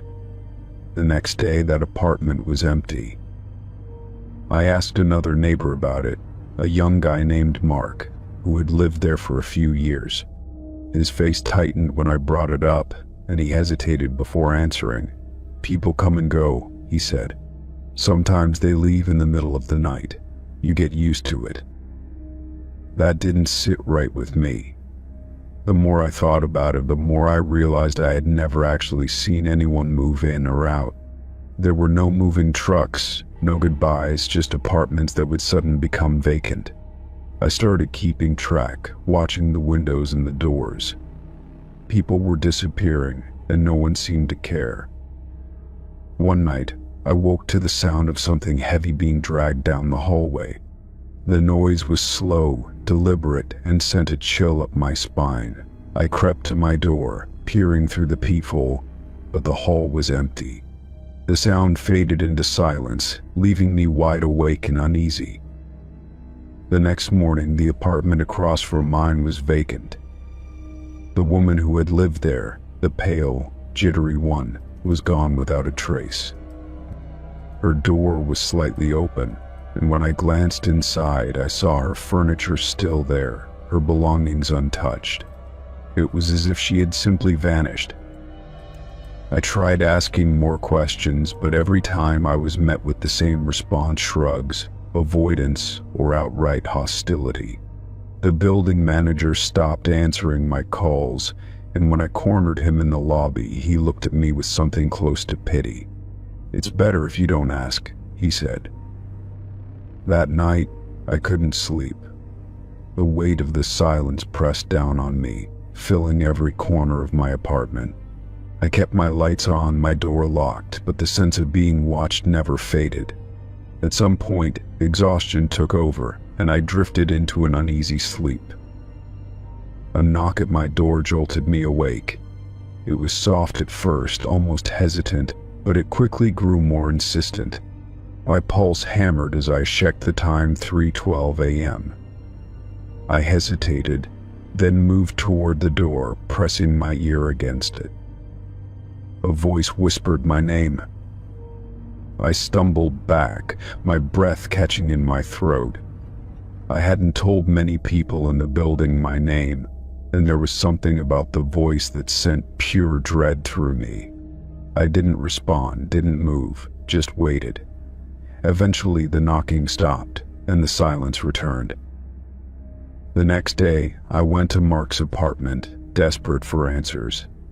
He looked exhausted, dark circles under his eyes, his face drawn. When I told him what happened, he shut the door behind me, locking it before speaking. "You need to leave," he said. "Now." I demanded to know what was going on, why people were disappearing, why the building felt wrong. He hesitated before finally exhaling. "They don't leave," he said. "They're still here. Just not how you think." My stomach twisted. "What do you mean?" He shook his head. "I don't know exactly. But I've heard things, voices in empty apartments, footsteps in places no one should be. People vanish, and then they come back, but they're different." That night, I made up my mind to leave. I packed a bag, refusing to stay another night in that cursed building. As I reached for my keys, the lights flickered, and the temperature in the room dropped. My breath came out in a mist, my skin prickling with an unseen presence. A whisper crawled through the vents, soft and insidious. My name. I bolted for the door, yanking it open only to find the hallway stretching longer than it should have. The lights at the far end flickered, the darkness swallowing the space beyond. My heart pounded as I forced myself forward, each step feeling heavier, slower. A shape moved at the edge of my vision, tall, twisted, its face obscured by shadow. The air felt thick, pressing against my skin like unseen hands. I ran, not daring to look back, my only goal to escape. I don't remember how I made it out. One moment I was trapped in that endless hallway, the next I was outside, gasping for breath in the cold night air. The building loomed behind me, its windows dark, its presence still heavy on my chest. I never went back. I left everything behind, moving across the city without a word. But sometimes, in the quiet of night, I still hear it, the faint whisper of my name, seeping through the walls, reminding me that I was never supposed to leave. Story 28. The streets were quiet as I stepped out of the bar, the night air cool against my skin. I pulled out my phone, checking the time. Too late for the subway, too far to walk. A taxi sat idling near the curb, its sign glowing dimly under the streetlights. I slid into the back seat, giving the driver my address. He glanced at me through the rearview mirror, his lips curving into a smile. "Long night?" he asked, his voice smooth but off-putting. I nodded, not really wanting to talk, but he kept going. You seem like you have fun, he said, his eyes lingering too long in the mirror. I forced a polite smile, shifting in my seat. Something about his tone made my skin prickle. His gaze flicked back to the road, but his expression didn't change.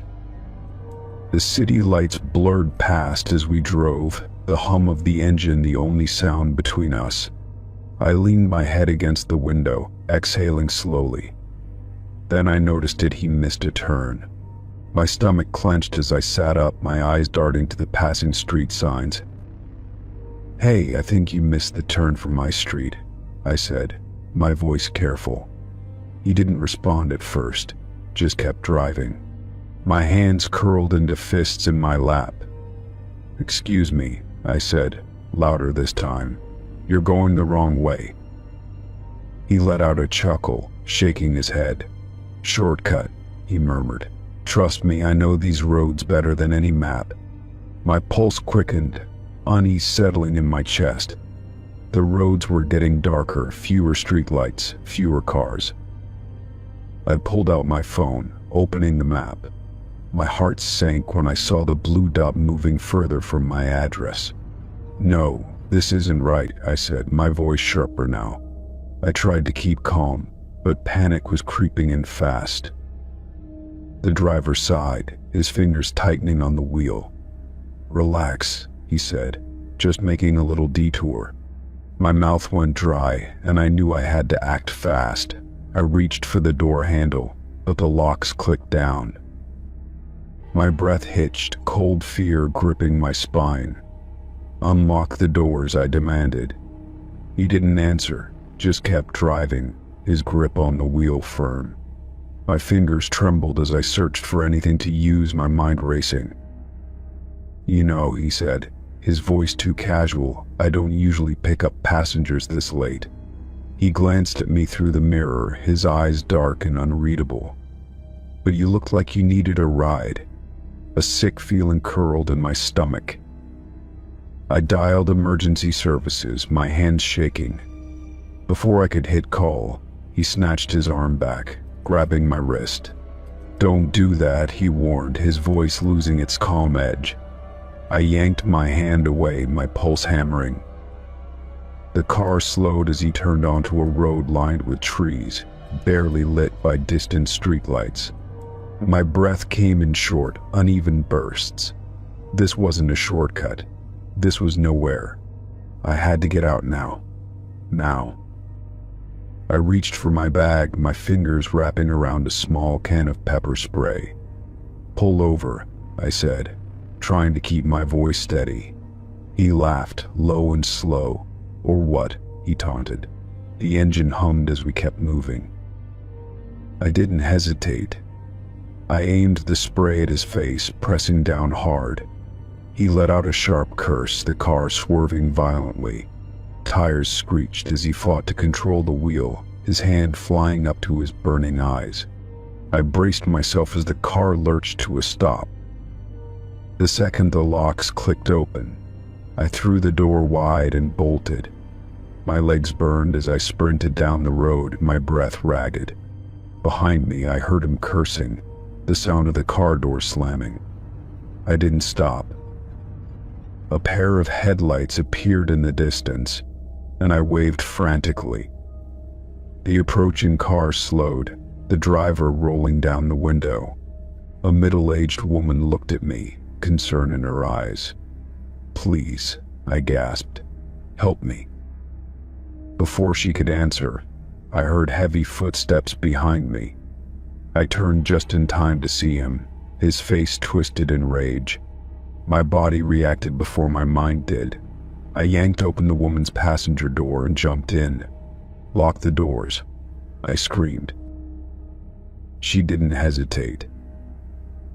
The locks clicked, and she floored the gas pedal, tires screeching as we sped away. My heart pounded, my entire body shaking. Through the side mirror, I saw him standing in the road, watching us disappear. The woman drove straight to the nearest police station, her hands gripping the wheel tightly. I could barely form words as I explained everything. Officers took down my report, sending out patrols to search for the taxi. My mind raced with what could have happened if I hadn't acted. That night I lay in bed, staring at the ceiling, unable to sleep. The feeling of his eyes on me lingered, his voice echoing in my head. He had planned something terrible, and I had been seconds away from it. The police never found him. The license plate I gave them didn't match any registered taxis. No company had record of his car. It was as if he had never existed. But I knew the truth. He was out there, waiting. Story 29. I moved into the neighborhood for peace and quiet. It was a modest place, lined with identical houses and neatly trimmed lawns. My new home sat on the corner, offering a perfect view of the street. The neighbors seemed friendly enough, exchanging waves as they passed by. One of them, a man named Richard, introduced himself on my first day. He was in his late 40s, slightly overweight, with thinning hair and a polite but lingering smile. At first he seemed normal, just another suburban resident happy to meet someone new. He asked about my job, my schedule, and whether I lived alone. His questions felt a little too personal, but I brushed it off as friendly curiosity. Over the next few days, I noticed him outside often, tending to his yard or cleaning his car. Every time I stepped outside, he was there, ready with a comment about the weather or a question about my day. I told myself it was just neighborly friendliness. Then, I started seeing him at odd times. When I left for work early in the morning, he would be outside, sipping coffee on his porch, watching. When I returned home late, his porch light would flick on as soon as I pulled into my driveway. At first, I told myself it was just coincidence, but the pattern unsettled me. One evening, I went for a jog around the block. As I neared my house, I saw Richard standing at the edge of his driveway, hands in his pockets, staring. I forced a polite nod and hurried inside, locking the door behind me. A few minutes later, my doorbell rang. I hesitated before answering. When I finally cracked the door open, Richard stood there with a smile that didn't quite reach his eyes. He held up a small package, claiming it had been delivered to his house by mistake. I thanked him and took it, though my name wasn't on the label. From then on, his presence became impossible to ignore.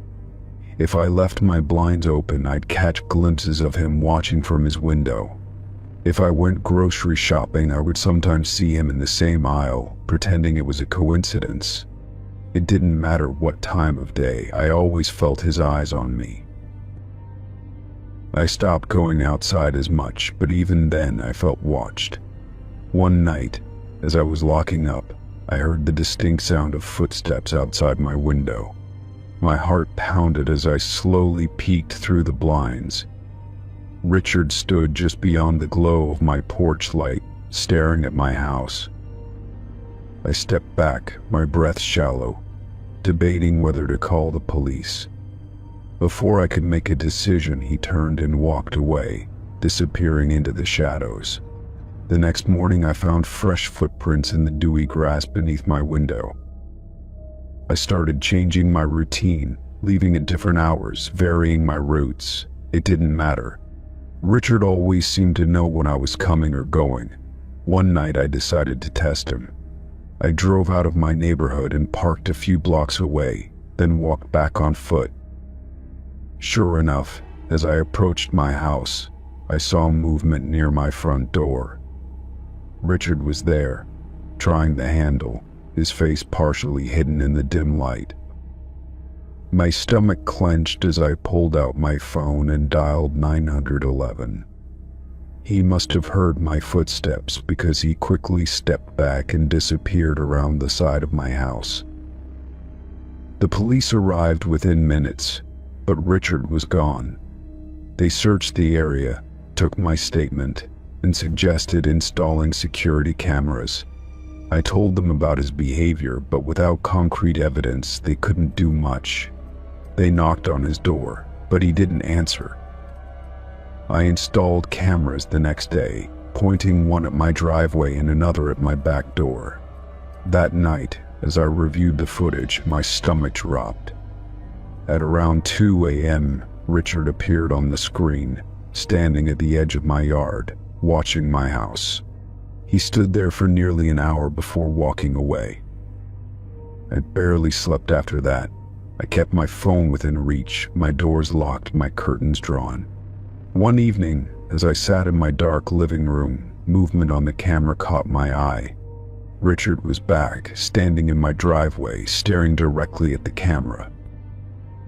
I called the police again, my hands shaking as I watched the screen. This time, when they arrived, they found him lurking near my back fence. He claimed he had just been taking a walk, but the officers weren't convinced. They issued a formal warning and told me to stay cautious. The next day, Richard's behavior changed. He stopped appearing outside, stopped staring from his window. A week passed with no sign of him, and I started to relax. Maybe the police visit had scared him off. Then, late one night, I woke to the sound of my back door handle rattling. My blood turned cold as I reached for my phone. I pulled up the camera feed and saw Richard crouched by my door, a lockpick in his hand. My hands shook as I dialed 911, whispering my address. The operator stayed on the line as I listened to the slow, deliberate clicks of metal against metal. My heart pounded as I pressed my weight against the door, as if that alone would keep him out. Then, sirens filled the night air. Richard bolted, but the officers were faster. They caught him in my yard, tackling him to the ground. One officer knocked on my door moments later, assuring me he was in custody. When they searched him, they found a knife in his pocket and a notebook filled with details about my daily routine. That was the moment it hit me. If I had ignored the signs, if I had waited just a little longer, I might not have woken up at all. Richard wasn't just an invasive neighbor. He was a predator, and I had been his target. The restraining order was granted immediately, but I knew I couldn't stay there. The thought of him watching, planning, waiting, it was too much. I moved out a month later, leaving that house and everything that happened there behind. Even now, in a new city, in a new home, I still check my locks twice. I still glance over my shoulder when I walk alone. And sometimes, in the middle of the night, I wake up with the unsettling feeling that someone, somewhere, is still watching. Story 30. I arrived at the small restaurant a few minutes early, scanning the room for the man I had agreed to meet. His profile picture showed a friendly smile, short brown hair, and an average build, nothing particularly alarming. When he finally arrived, something about him seemed off. His face was the same as in his picture, but the way he carried himself was different, rigid and unnatural. He pulled out the chair across from me and sat down without a greeting. His eyes studied me intently, as if he were analyzing every movement I made. I forced a polite smile and introduced myself, but his response was clipped and emotionless. Instead of engaging in casual small talk, he immediately steered the conversation into personal territory. He asked how often I went on dates and how many men I had met on before him. The questions felt intrusive, but I laughed them off, trying to keep the mood light. When I hesitated to answer, his expression darkened for just a second before he quickly replaced it with a smirk. Something about the way he looked at me made my stomach twist. The waiter arrived, interrupting the tension, and I was relieved for the brief distraction. My date barely glanced at the menu before ordering for both of us without asking what I wanted. I opened my mouth to protest, but the way he locked eyes with me made my voice catch in my throat.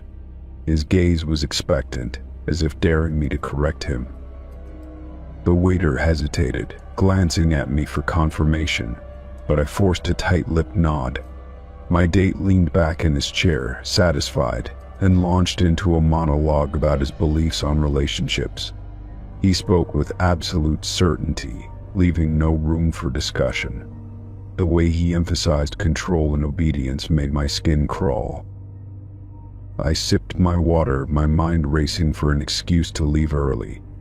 Every time I shifted in my seat, his eyes flicked to my hands, my shoulders, my throat. He seemed hyper-aware of every movement I made, as if measuring my willingness to comply. My pulse quickened as I realized just how uneasy I felt. When our food arrived, he immediately pushed my plate toward me and watched as I picked up my fork.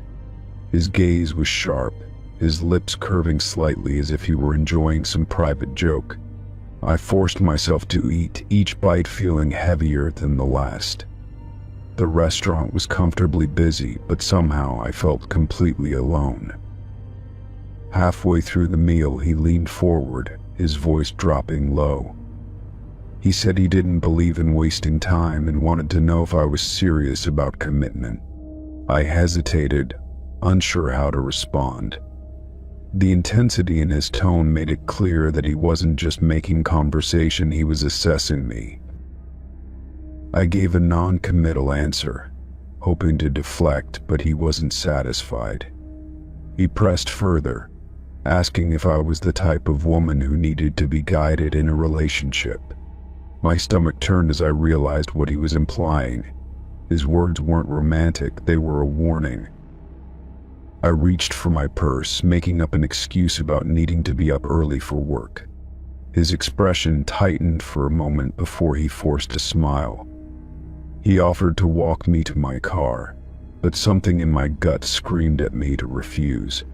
I told him I'd already called a ride and stood up, my hands trembling. He didn't move right away, just watched me with that same unsettling smirk. Slowly, he stood, his fingers drumming against the table. He said he would wait with me outside, his tone leaving no room for argument. The idea of being alone with him, even for a moment, sent a spike of panic through me. I walked briskly toward the exit, my heart pounding in my ears. The second we stepped outside, the cool night air did nothing to calm my nerves. He stayed close, too close, his presence looming over me. The parking lot was dimly lit, and most of the restaurant's patrons were still inside. I fumbled with my phone, pretending to check my ride status. He reached out suddenly, his fingers brushing my wrist, and I flinched. He chuckled, shaking his head, as if amused by my reaction. He told me I was too skittish, that I needed to learn to trust. A car pulled up to the curb, and relief flooded my chest. I stepped toward it quickly, but his hand shot out, gripping my wrist firmly. His fingers tightened just enough to make a point. His smile didn't waver, but his grip told me he wasn't ready to let me leave yet. I forced a laugh, trying to keep my voice even as I told him I had to go. He held on for a second longer, his eyes searching mine, before finally letting go. I yanked open the car door and slid inside, shutting it faster than I ever had before. My driver glanced at me through the rearview mirror, sensing my tension. As we pulled away, I dared one last look out the window. My date stood in the same spot, his expression unreadable. Then, just before he faded from view, he raised a hand and waved, his smirk still in place. My stomach twisted with the unsettling realization that this wasn't over. The entire ride home, my thoughts raced. I blocked his number the moment I got inside, my hands shaking as I locked every door and window. The safety of my home felt thin, like a layer of glass that could shatter at any second. I sat on my couch, my breath coming fast, replaying every red flag I had ignored. Days passed, and I tried to push the experience out of my mind. But then late one night, a notification flashed on my phone. A new social media request from an unfamiliar account. No profile picture, no name. But the message attached was simple. Did you really think I wouldn't find you?